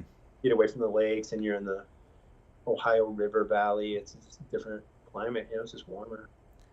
Would ride that Major Taylor Park or whatever, Mm-hmm. So, what do you think about the current state of BMX without considering the industry? I feel like it's okay. I feel like videos get a lot of views. You could speak more to that, right? But like Dennis Anderson started that new video channel or that new YouTube channel, and it's doing great. It seems like to me. Like I always check the views on videos, and of course it's Dennis Anderson, and his like normal session is like the biggest banger from the best video. But it's super rad, and they're fun to watch, And it seems like events are having a good turnout. Yep.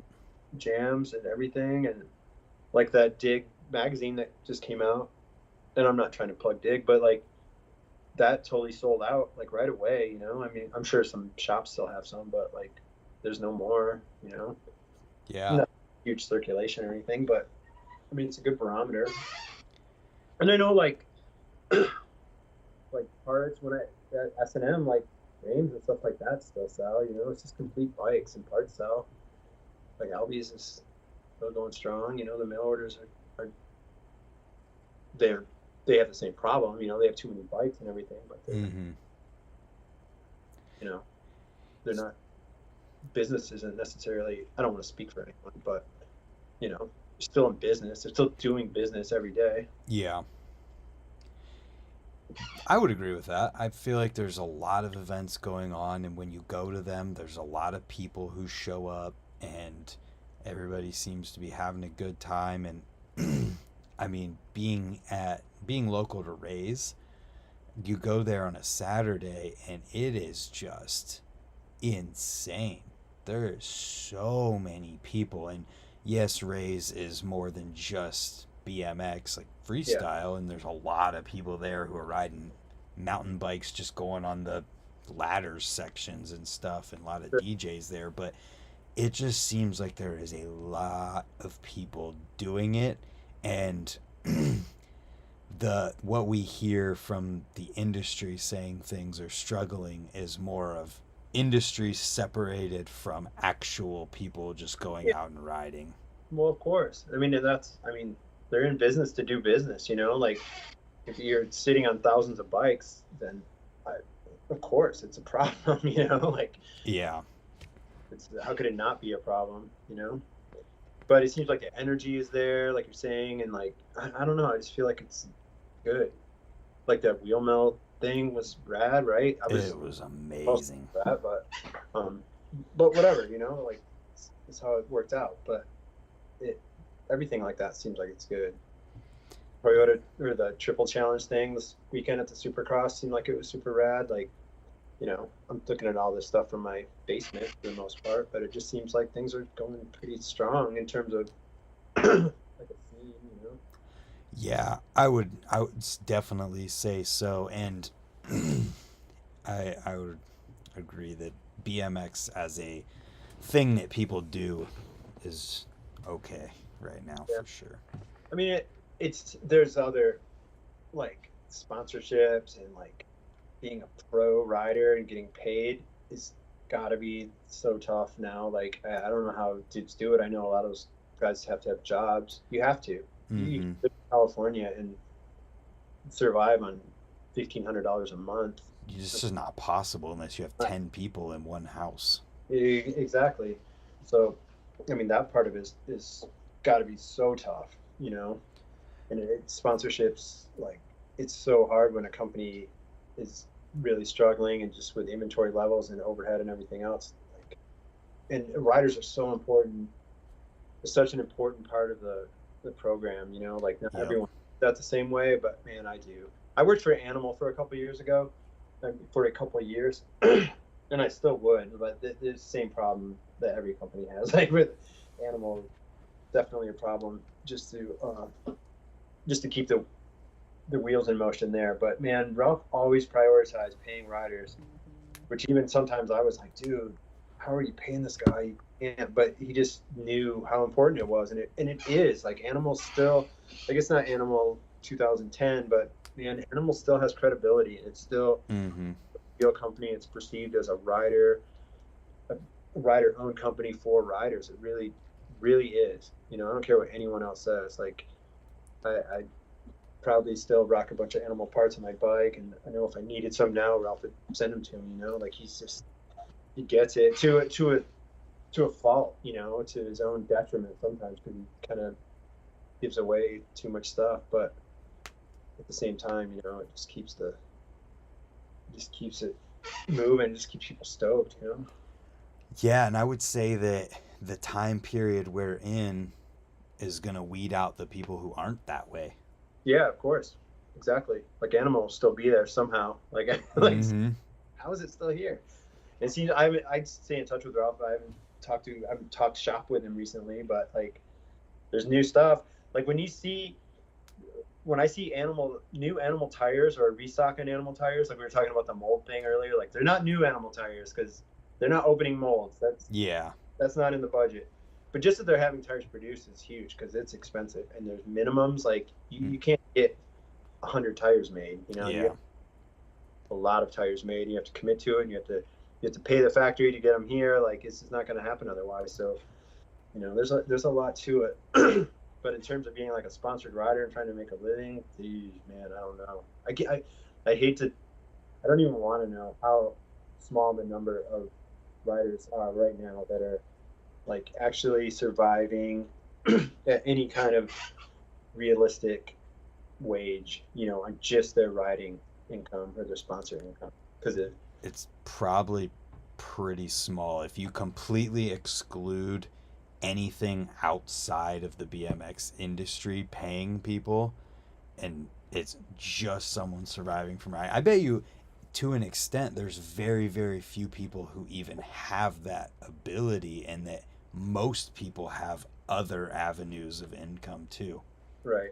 Well, I'm including guys that have like an energy drink sponsor, which there's fewer and fewer of those, of course, too. Mm-hmm. But even those guys, like, you know, like the shoe sponsors, there's not that many shoe gigs anymore, you know, Yeah. like and the bike companies just can't afford it. But it's rad. I mean, you see, like I've just seen like Odyssey's been adding a bunch of people, and some of those they're just I know they're like parts sponsors or whatever, but at least they're like they're giving back. You know, they're supporting riders. Like getting free, big deal for a young rider that has been paying for parts. Bike parts are expensive.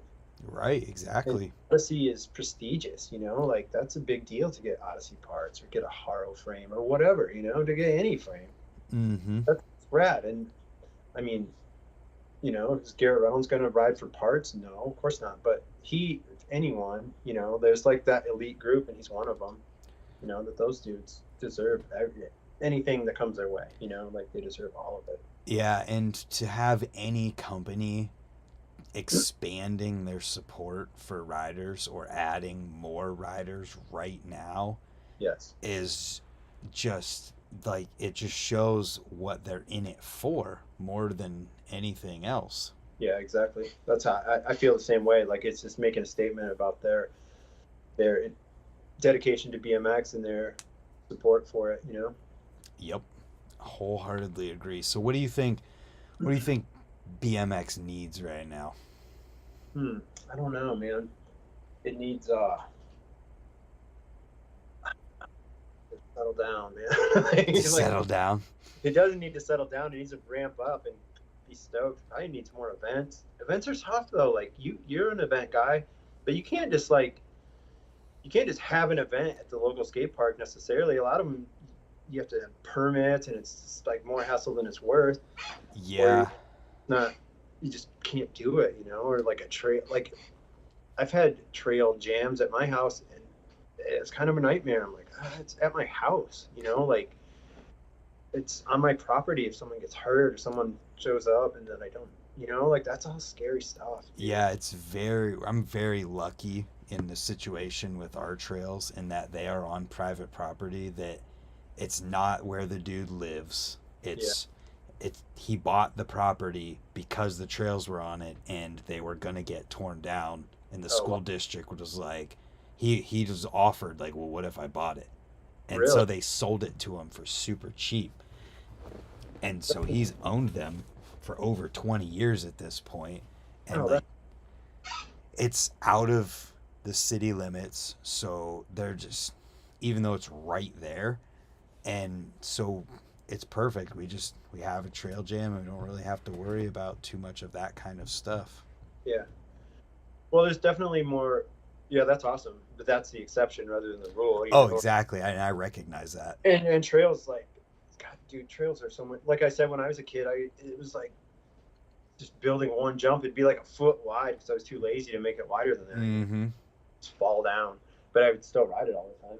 But there's more bike parks and pump tracks, and man, I don't want to say anything negative about anything, but a lot of pump tracks I just think are so lame. Like you just roll around and like come on, dude. What? There's nothing even here. Like Yeah. boring pretty quick. But they're not all like that. And it seems like lately, like that new one in Dayton has like the wooden lips and big landings, and like that looks the one that in Cleveland Cliffs. Cleveland looks super fun. It was your video that I watched, and I'm like, that place looks rad. Yeah, it's so cool. I think the detriment to the ones that are just kind of boring and meh is budget and lack of people in the community who know about things to get involved and have an input on what ends up being there, to where it's like, we'll give you this much money. We don't know anything about what you're building, so just take our money and build us something.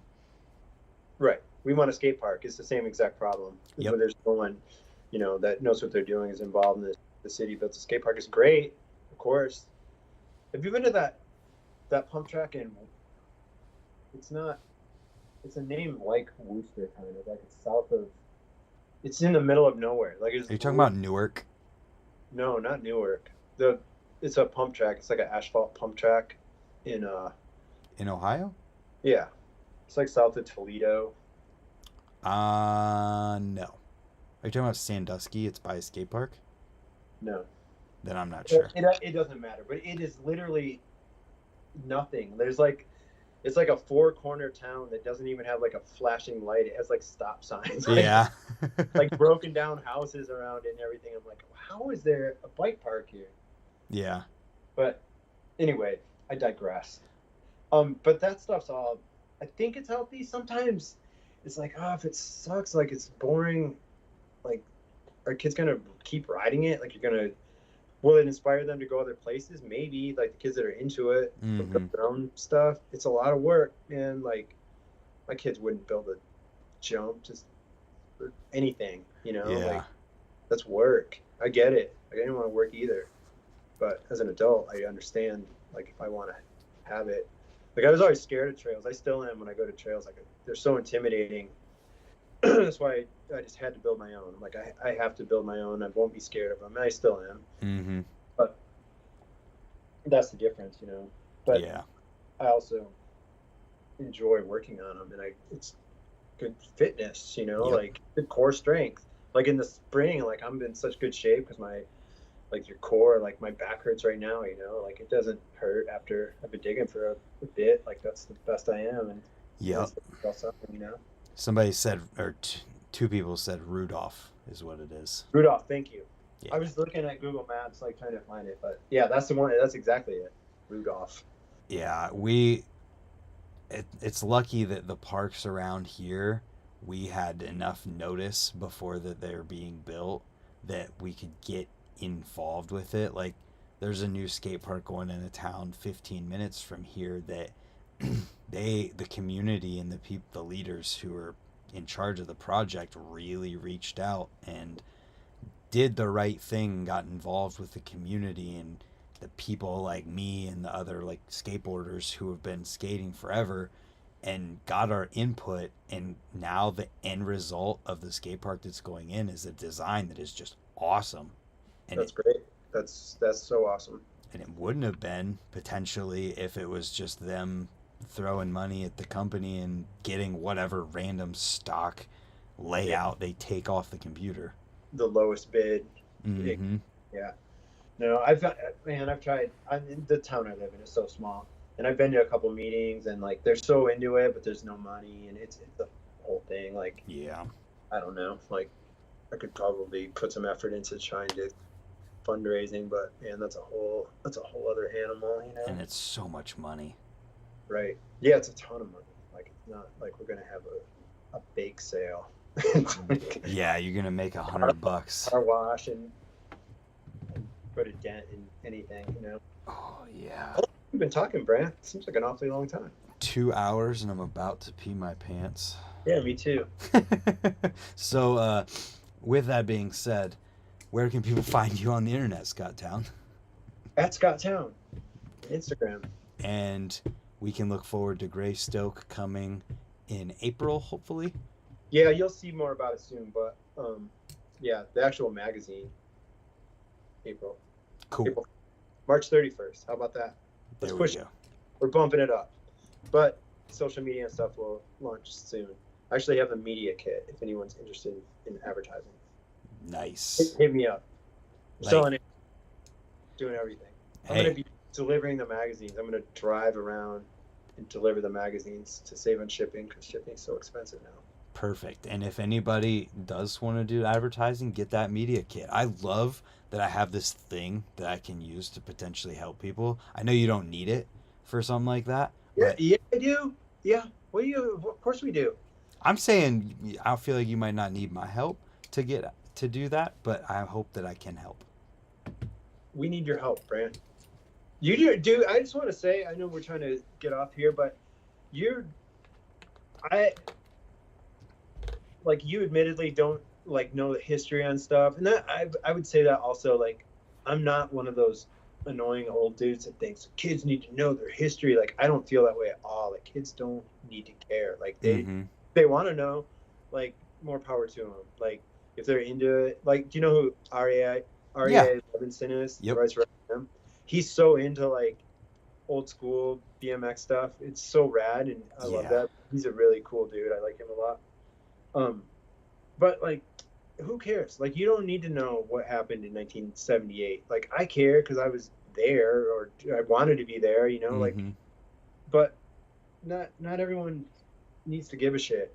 If you're into BMX now, and you strike me as a dude that's just always been.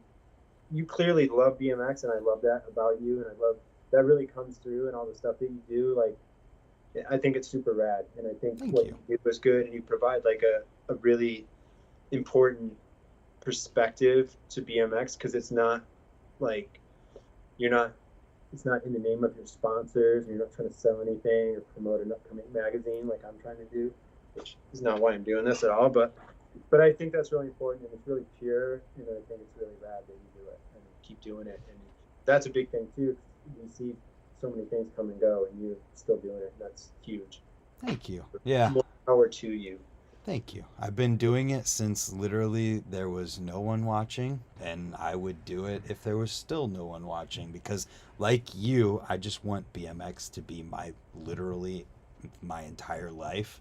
Yeah. And I recognize that YouTube could make something like that happen, and I've been very lucky that my mission and everything I'm trying to do, where it's like I recognize that I've become this connection between normal everyday riders and the industry, to kind of relay back and forth, like, this is what's going on, this is what riders want, whatever, and just connect the two. And I recognize that and kind of lean into it a little bit in a way where I can, and I don't know everything, but I can learn it from people like you and everyone else that I do these talks with. So I'm very lucky that all of that has, and everything I've been doing has brought people that want to support what I have going on, and I'm never going to take it for granted. I just appreciate it. Well, you've earned the status, in my opinion, and it's awesome, dude. And cheers to you for all of it, and keep doing it, man. We all need it. We all need more. You said, what does BMX need besides events and places to ride? Which those are there, and seems like there's more of them. But like, not everyone should do what you're doing, but what you're doing is important, man. It's something like people need to be stoked, and they need knowledge, and they need just a reason to believe, They need more BMX. Yeah. And with that, let's wrap it up. Yeah, I'm gonna literally pee my pants. Steve Buddendeck will be so stoked if he makes it this far. I love it. Steve Buddendeck, hit me up. Let's do one of these. Scott, thank you for your time. It's been fun, man. And hopefully I'll run into you somewhere. Yeah, eventually we'll meet somewhere. We will. It'll happen. All right. All right. Have a good night, everyone.